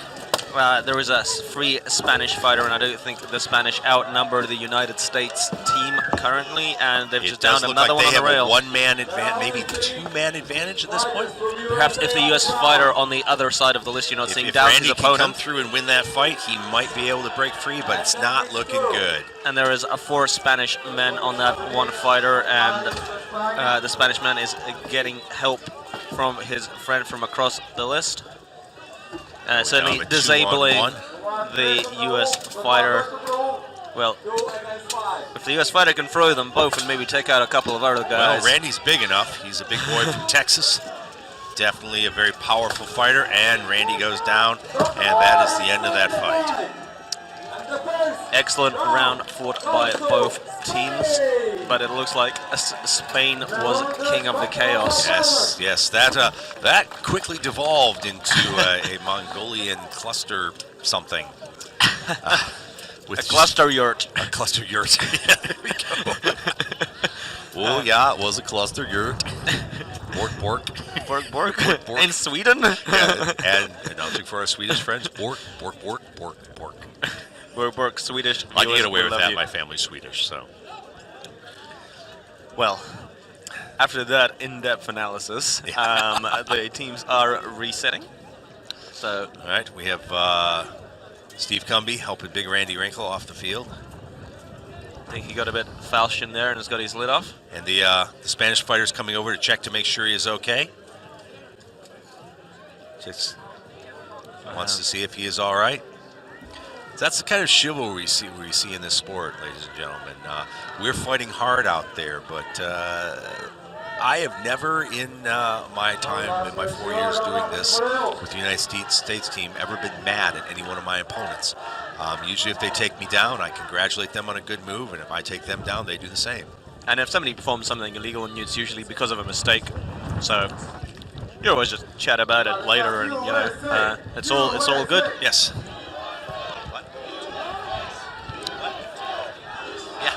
And crowds are shouting for USA. Well, they Quite want to see a loudly. good fight. So USA traveling a little bit further than Spain to be A here. little bit. Um, That's one of the major problems we have in the United States team is great financial expense to come to these tournaments. tell me about it. Yeah, well, you're from New Zealand. You understand the problem. So in I mean, round I had 2, I had one of the fighters say, I had to drive almost 5 hours to get here. Oh, poor baby, you know. I think All right, we've got runners in the backfield of Spain. manages to take a Spanish guy down with that nice little run and suddenly disrupt their formations, and they're causing havoc with the Spanish formation, the USA Knights. They're doing very well. Oh, almost a trip there by the man with the mace. And this one looks like it's going to the USA. The USA definitely could capitalize on this if they just play smart from here out. I think so. I think they really wheeled around and kept their formation this time and got those runners to do the dirty business. Absolutely. Oh, there's a big crowd of red, white, and blue, and they're going to stop that fight. Oh, wait, no, there's still two up. No. The fight is on, ladies and gentlemen. Go, keep hitting each other. You can do it. Oh, big axe shots coming in, raining down. Bring on the pain.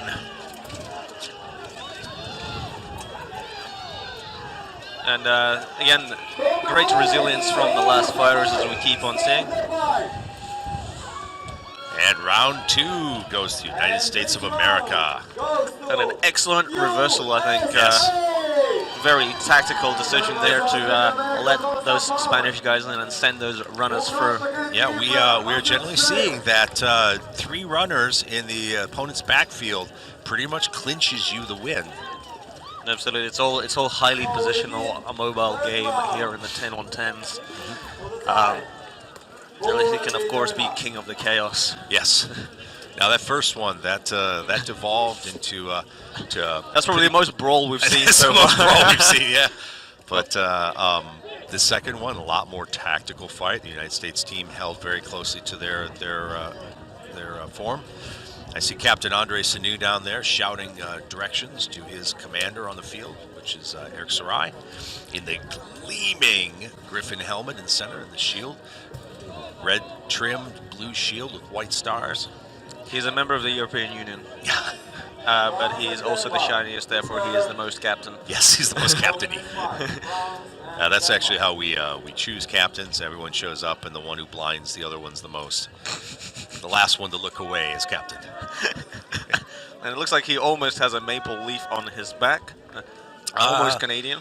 Yeah, sort of. So it's a little sort of cross there. Yes, series But of, we're just going to pretend that he's from Canada. Sure. Good enough. Good enough. Where I live in Michigan, I'm actually north of Canada. That's hard to do. Well, it's Windsor sticks out south of Detroit, so we can claim we are north of Canada. Excellent. We came here on our dog sleds. Like the rest of Team Canada? Yes. Sort of hitched a ride? Yep.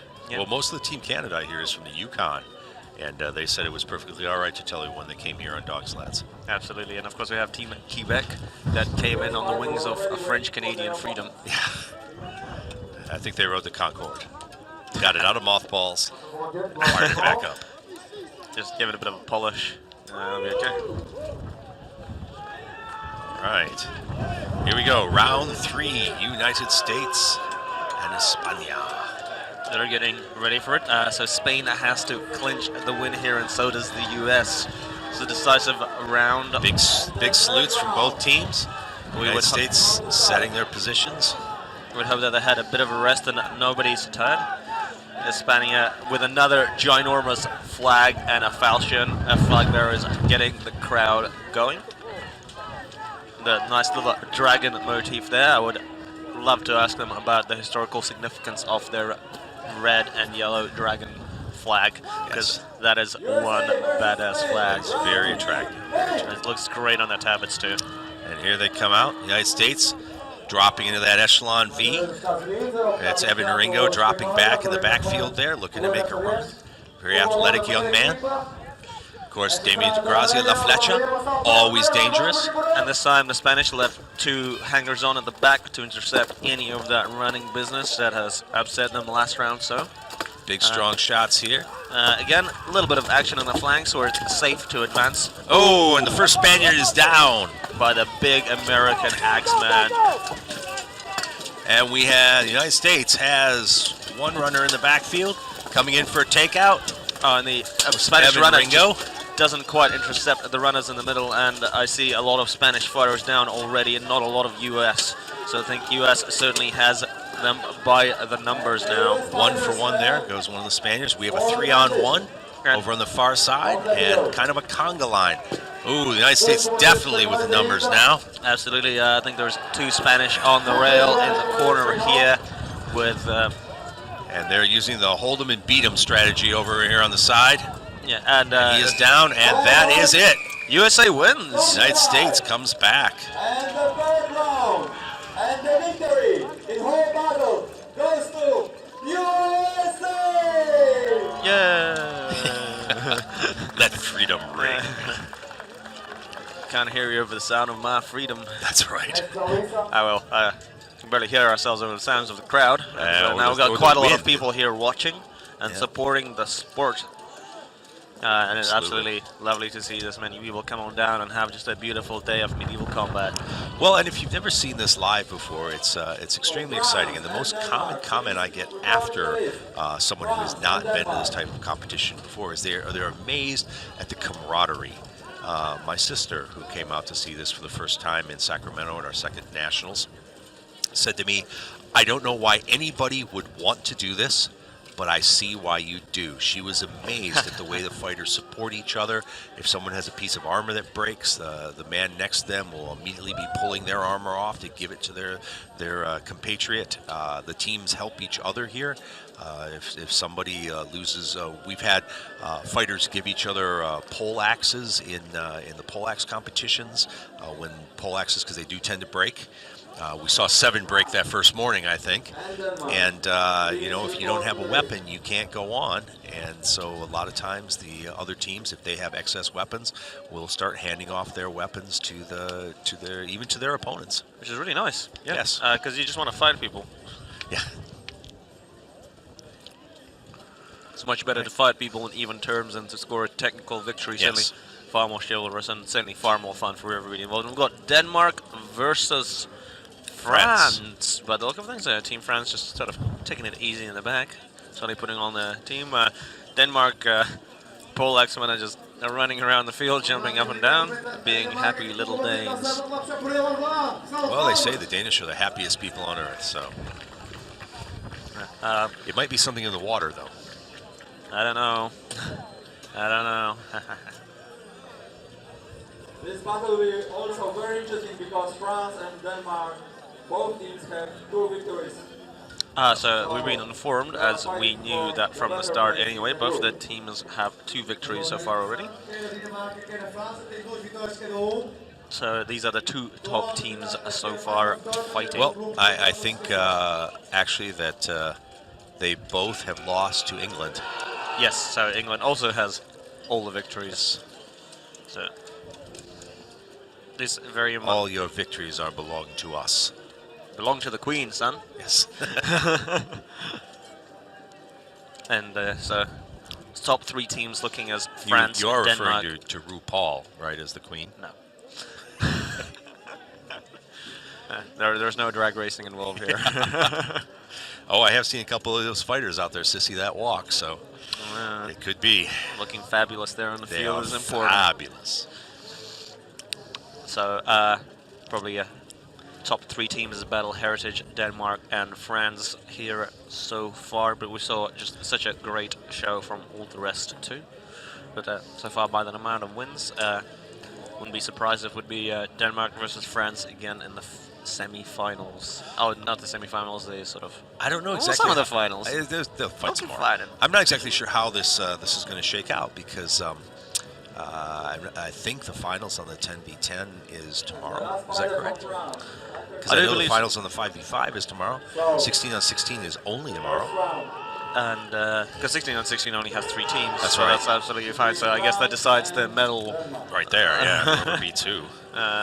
And I do believe later on today we have a one-on-one sword and shield. It is sword and shield, and I will have to be taking my leave for that because Your lovely girlfriend my is significant fighting. other, Samantha Matthews, is the fighter for the United States. So I will be supporting her, of course. You're gonna leave me for your girlfriend? So cautious approach there by France, and Denmark wanting to play their positional game that US didn't allow them to do. But they're sort of cautiously meandering forwards, thinking happy thoughts of poleaxe. Yeah, of pole axis dancing through other people's heads. Sound like sugar plums, but different. Have you ever seen a man get poleaxe? We have, and you have today. All right, still a little static fight here. Little testing on the right-hand side. Back and forth. Little- There we go. Somebody's getting little stuck bit. in. And Danish runner getting through, not down, doing a little jump but here with comes his a hand. big pole axe. That's gonna smart. Danish runner again not intercepted. They're really, really fast.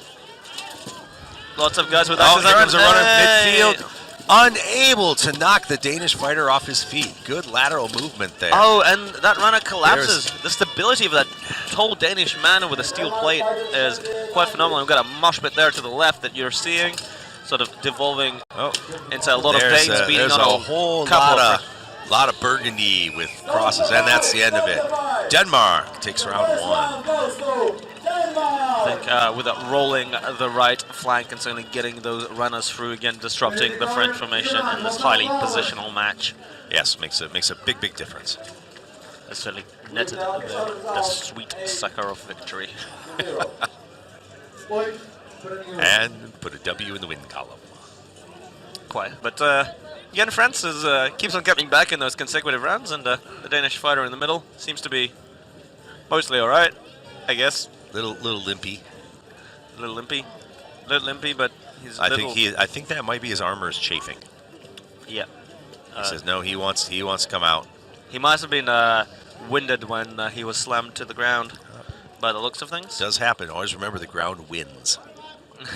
It is a strong, immovable object Yes. met with your lesser mass, no matter how big you are. It is, of course, a little bit soft here out on the grass, so it's not as bad as being thrown down on the hard concrete in the gang fights that we all take place later on there. I didn't get that on my schedule. I think the United States team should dominate that because, well, we have guns. Well, that wouldn't be very chivalrous now, would it? In a gang fight? Yeah, but if we're the ones writing the story at the end of the day, it'll be amazingly chivalrous. With eagles and freedom. With eagles and freedom and hot dogs And for all. Obamacare. And Obamacare for all the losers. Thanks, Obama. It's ready. Denmark, ready. oh, we're not going to get political here today. No, not at all. We're just gonna get some Texans with guns, and we're gonna watch Denmark fight France for the second round, which is far more important than any amount of banter. All right, Denmark up by 1. France looking to come back, and they've done it before. They have done it before. They have substituted some of their fighters for fighters with slightly shinier helmets. Whether that means they are the most captainist And remains once to be again, decided. the French people are shouting French things. things. Danish in the middle, swiping with pole axes. Got one of the Danish fighters over here. Either he's very excited or he has to go to the bathroom. Bit of both. Sure. Might be both. Maybe both. Maybe like a little puppy. Yeah. Oh. And another runner. Oh, and that one does not pay off. Foot cut out from under him, and he is Foiled. down. Fighter on the ground. Not happy about that. Another one attempting a run. He puts down one French fighter. Two puts down French two fighters. French fighters. And Did then well. He goes down. So their fighters their runners took out 1 for 1, so it is pretty even, and it might all just come down to wrestling and experience, and maybe those big pole axes will come to play. I think the French members hanging at the back will have to be a lot more active at intercepting the big Danes if they hope to win this back. Otherwise, those pole axes will bring the pain. Absolutely. Right now, the Danes are getting the numbers. French being a little too static in the backfield. They need to get in there and help their compatriots. Absolutely, I think the 3 guys at the back have Oh, this sort of is missed not looking good. There's couple of a opportunities. red cloud descending on the blue of France. Yeah, I think they tarried it too long in the back instead of getting stuck in. Is those anybody else situations. hearing the theme from Jaws in their head? Dun, dun, Dun, dun, dun, dun, dun, dun, dun. dun, dun, As dun, the dun, red dun, mist dun. moves in.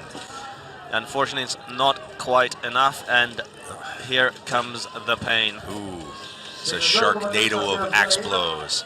And Denmark takes the second round. And the second round. And the France definitely had a chance there. Absolutely, And yeah, the but Danish fighter grabs the Denmark flag.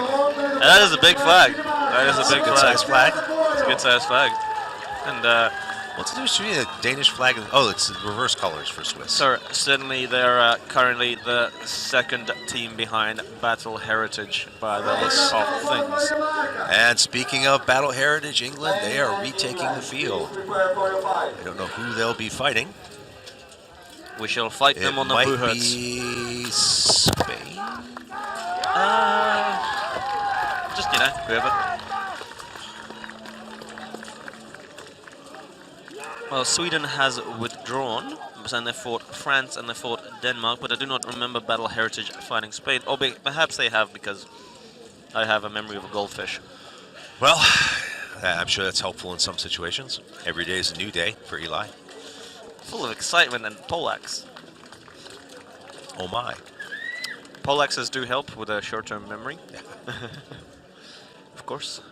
I was hit so hard at our first national tournament, it knocked 3rd grade completely out of my head. How do you math? Do you even math, bro? Well, see, when I was in school, they said you can't use calculators because you're not always going to have one with you. Well, I think we all do now. So I'm sure it comes in handy in your tax return. Yes. All right, we have England taking the field. Yeah, it looks like certainly. Oh, and Spain. España, Spain. So dark red versus red and yellow, bright red and yellow. You know, I wish I had some rings. We could attempt to toss them onto the very pointy English helmets. Yes, it'd be an That'd be a excellent great game. here from the tower. Yes. Certainly can make it work, and I'm pretty sure it's a reasonably well defensible place that we're in. So in case the fighters do try and come up and shove us off, We would just push them. we'll just call them silly names on the stream. Yes. But of course, we're all like them because they're all top blokes. We're top However, that every time I'm up on top of this parapet, I feel like yelling, your mother is a hamster and your father smells of elderberries. Spain versus England. Well, we haven't met too many of their mothers and fathers. Haven't even probably met that many of the fighters because instead of sort of socializing, we're up here Yeah, we've been stuck up in the socializing with all of you people on the internet in That's a right. probably slightly one-sided way, but it doesn't have to Well, be. it's like most of my relationships, I'm just gonna let that hang. Yeah. Just gonna let all the thousands of people watching the stream What? go what? And if you are watching, post us a comment on the main Facebook page. Talk amongst yourselves. Post on the YouTubes. We'd love Tell the us what you attention. like, what you don't like. I had a suggestion yesterday that we should publish some sort of guide that has all of the sigils, colors, and heraldry for the different teams. I wish I had that guy. I wish we had that guy. Because the first day it was pretty difficult, although we did manage to nail Estonia. Absolutely. When we weren't really sure. So, but yes, that would be a great thing to have. It would be good to have online so people could instantly recognize the teams.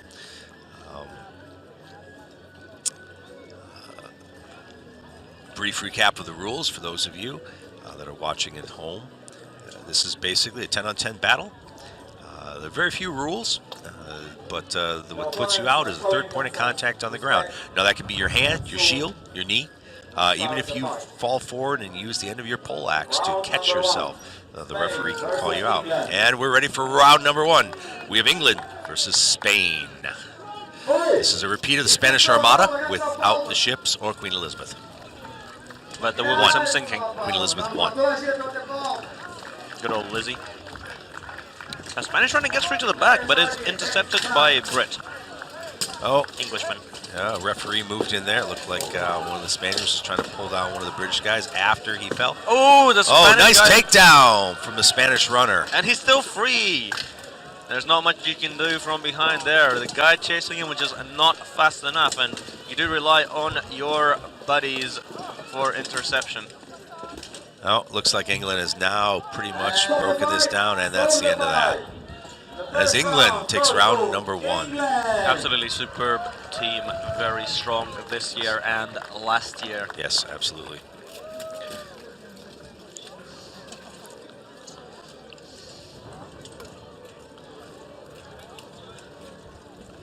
Good-looking axe there in the hands of the English fighter who just came back.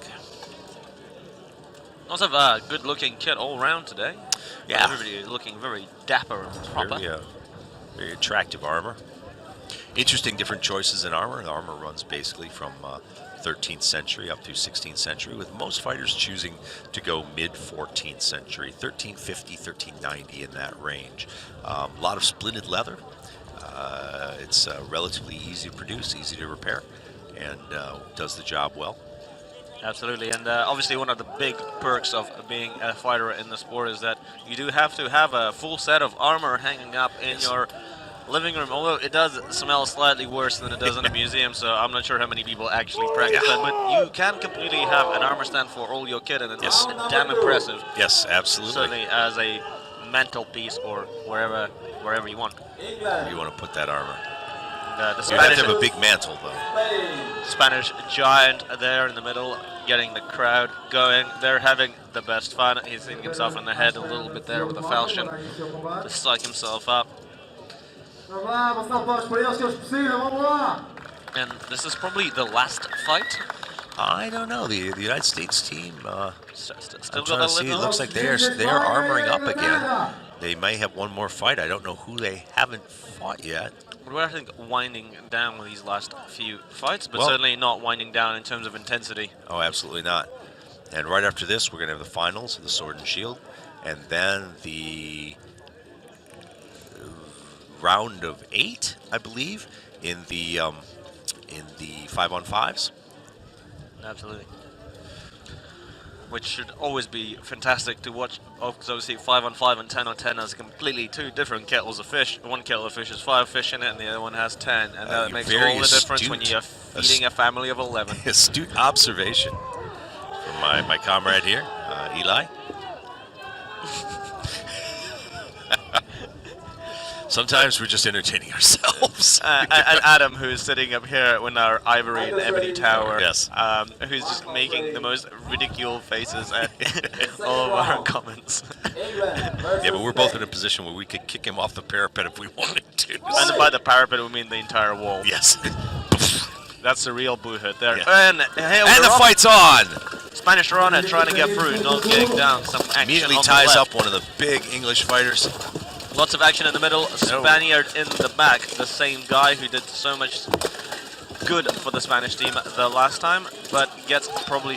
No, he stays he up. is very good at staying on his feet. Looking for a target of opportunity. But again, England just so good at the one-on-one and wrestling. Oh, now he ends up in a 3-on-1. That's not someplace he wants to be. And the English fighters are just keep on putting down a Spanish player not here looking, and there. Not looking good for a Spaniard. Afraid not at all. But yeah, the Brits just... Not the Brits, I do apologize. The English. The English, that's a very English flag on the front of their tabards. And, yes. They certainly bring a lot of personal power to play with in these Absolutely. matches, and they just keep on putting down people after people.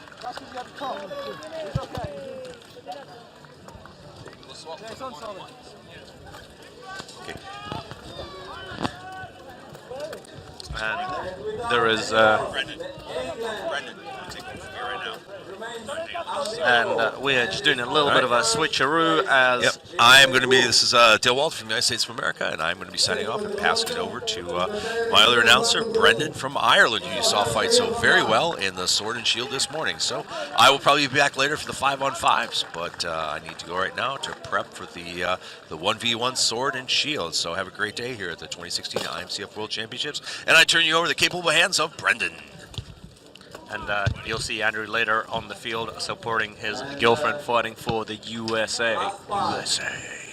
And the sound of freedom. Hello world, as Dale said, this is Brendan, taking over for him. So it'll take me a minute to get back up on the speed, so let's get Eli to explain exactly what's been happening to me.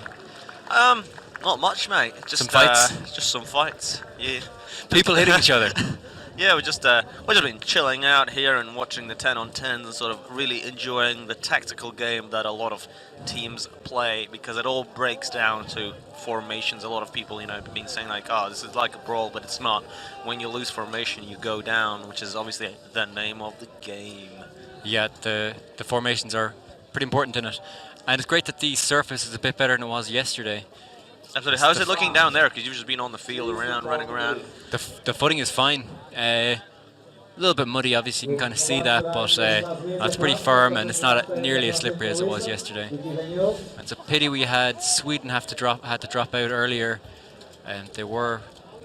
But they doing did quite bring well in there. they were doing really, really well. They did really well in the 5s yesterday, and obviously they brought a little bit of extra manpower so they could just do the 10s, but it's obviously very hard starting the tournament with the minimum amount of manpower required for it. You really want substitutes in case of injuries or critical armor failure that takes more than 15 minutes to repair. And especially they are still in the 5s competition, so I want to preserve their fighters for that as well. Absolutely, there was no point going absolutely full out. They obviously want to get the fighting experience that they want to fight. And USA is having a little huddle there, and I do believe they're fighting the French, as they oft did before in history.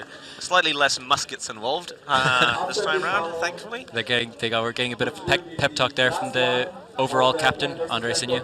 Yeah, from Captain America. Yes. And Now Captain America's left the field. I'm sure they're ready and inspired, led by the man with the Union shield, who is the team captain. I mean, not the captain, but he's the team captain. He's the captain on the field. Each one of their, between the 5s, the 10, the 16, they have A sub-captain. an assigned captain on the field, yeah. For the 16s, that would be Andre Sinu himself. Might be the same on the 5s. I know he fights on both. And at the 10, they have a different commander.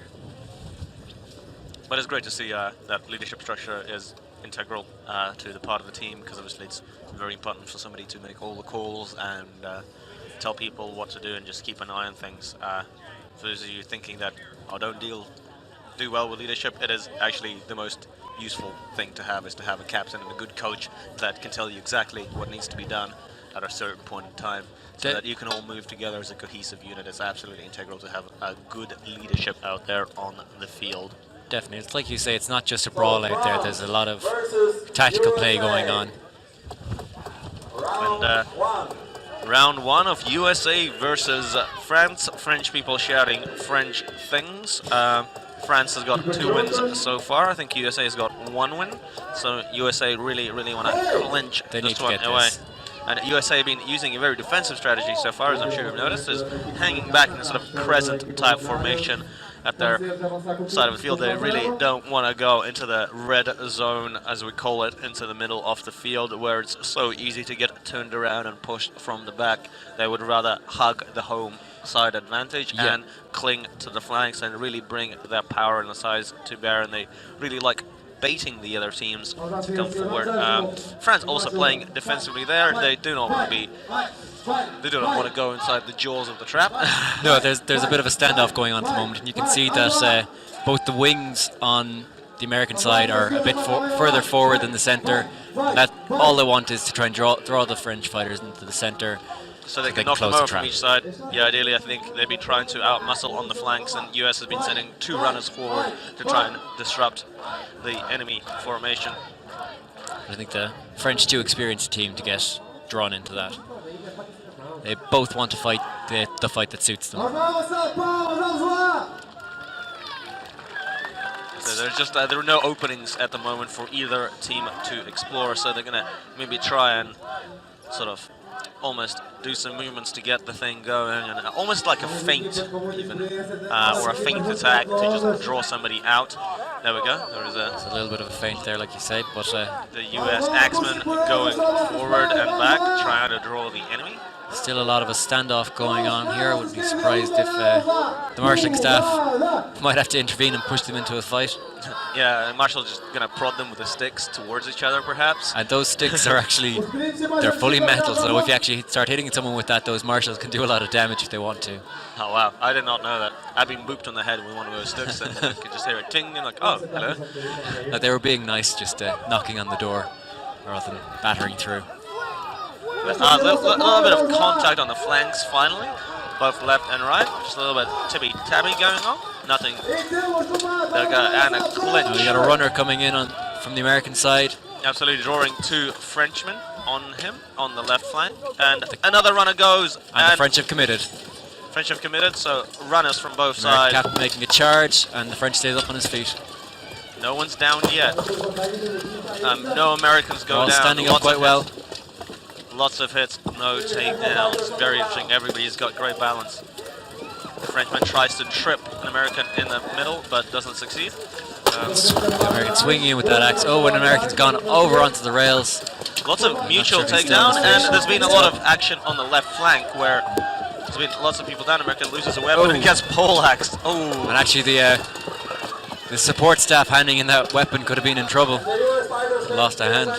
absolutely. I think US is now starting to outnumber France quite significantly, because they won the I right think flank battle. I got 3 French still standing, and nope, we got 3 Americans left. Oh, It's even.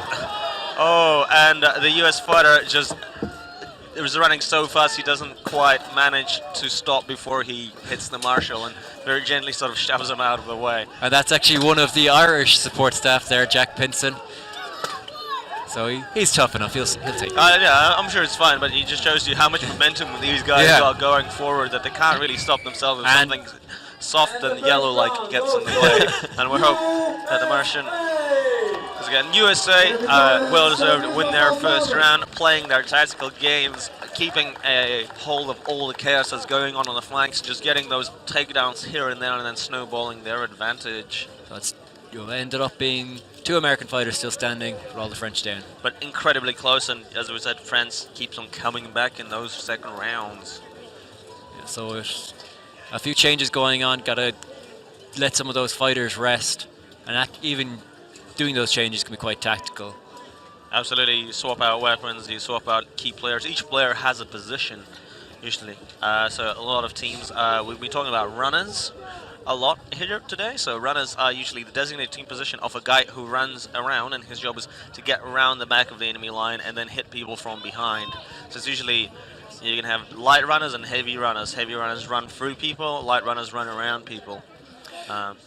And then obviously you have your pole axe men, the big guys with the axes who just want to hang back and just hit people really hard. And then So- you got some who were just there to soak up damage. Absolutely, you got tanks to just tank up and hold 2-3 people at the same time while their buddies can go and do all those other exciting things. And depending on what has happened in the previous round, if you have to switch out a couple of your tanks and put in runners, it's going to change the way the whole team operates. They might become faster and lighter. They're not going to be quite able to take as much punishment. But so you have to change your tactics accordingly. Absolutely, and so yeah, we do often see weapon swaps and player swaps between rounds, and obviously it's nice to get some rested staff on there because to replace the tired or the injured guys, which is just such a nice relief. Because a tired fighter can't do that much. No, and you will tire out very quickly, especially in those clinches when you've got Absolutely. even if it's just one opponent pushing against you. If it's 2, 3, all pushing against you, and you're trying to stay up on your feet, that is just exhausting. Absolutely, yeah. You're just constantly working all your muscles. And even if your armor is holding up and you're not taking punishment from the hits, you're going to need a round to step out after a very heavy, long clinch. Just take a bit of a breather.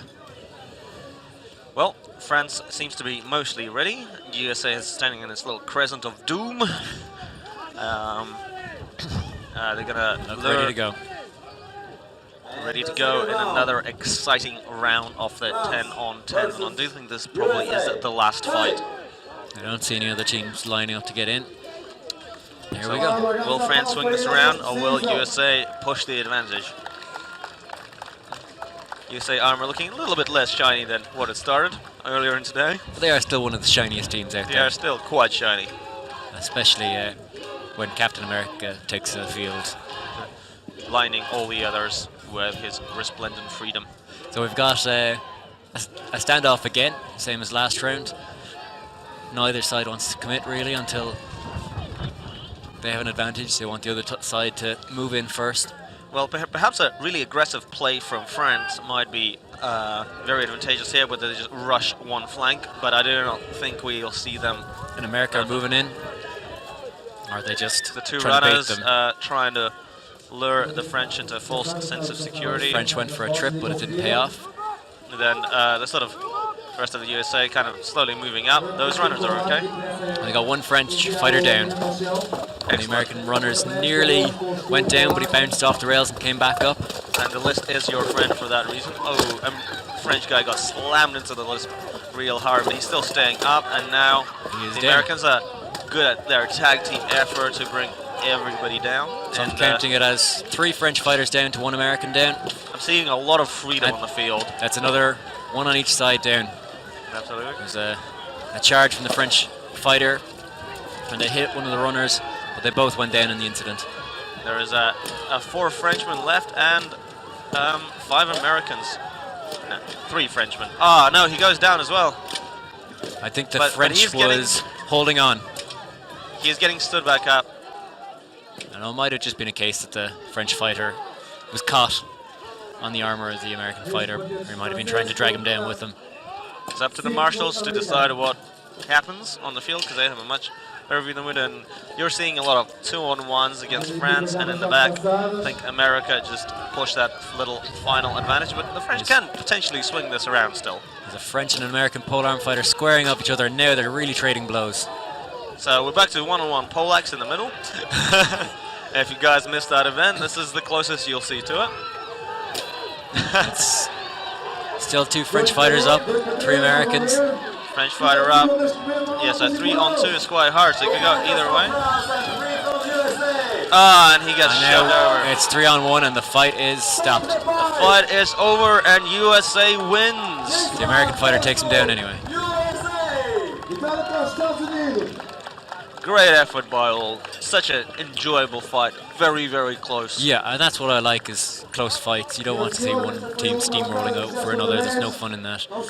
And even though USA won both rounds, they're both quite close. Could have gone either way. The guy lying on the floor, as we said, just looks exhausted. He just got his helmet off, and he's celebrating victory with a nice little nap. Now, I could be wrong, but that looks to me like the American sword and shield fighter from earlier today. Yes, it's quite possible. Obviously, a lot of the 1-on-1 people do fight on the main teams because you want to go all this way across the Atlantic to go and fight in as many things as possible. And I'm sure we'll see many of them in the all-in-alls later on definitely. today. And stay tuned for this sword and board finals later on. But it just shows the fitness of that American fighter in particular. That he's been doing the duels earlier today, and now he has to go into the group fights. The duels are really they're exhausting, they're really punishing. And he had some great fighters in this pool, very high intensity fights.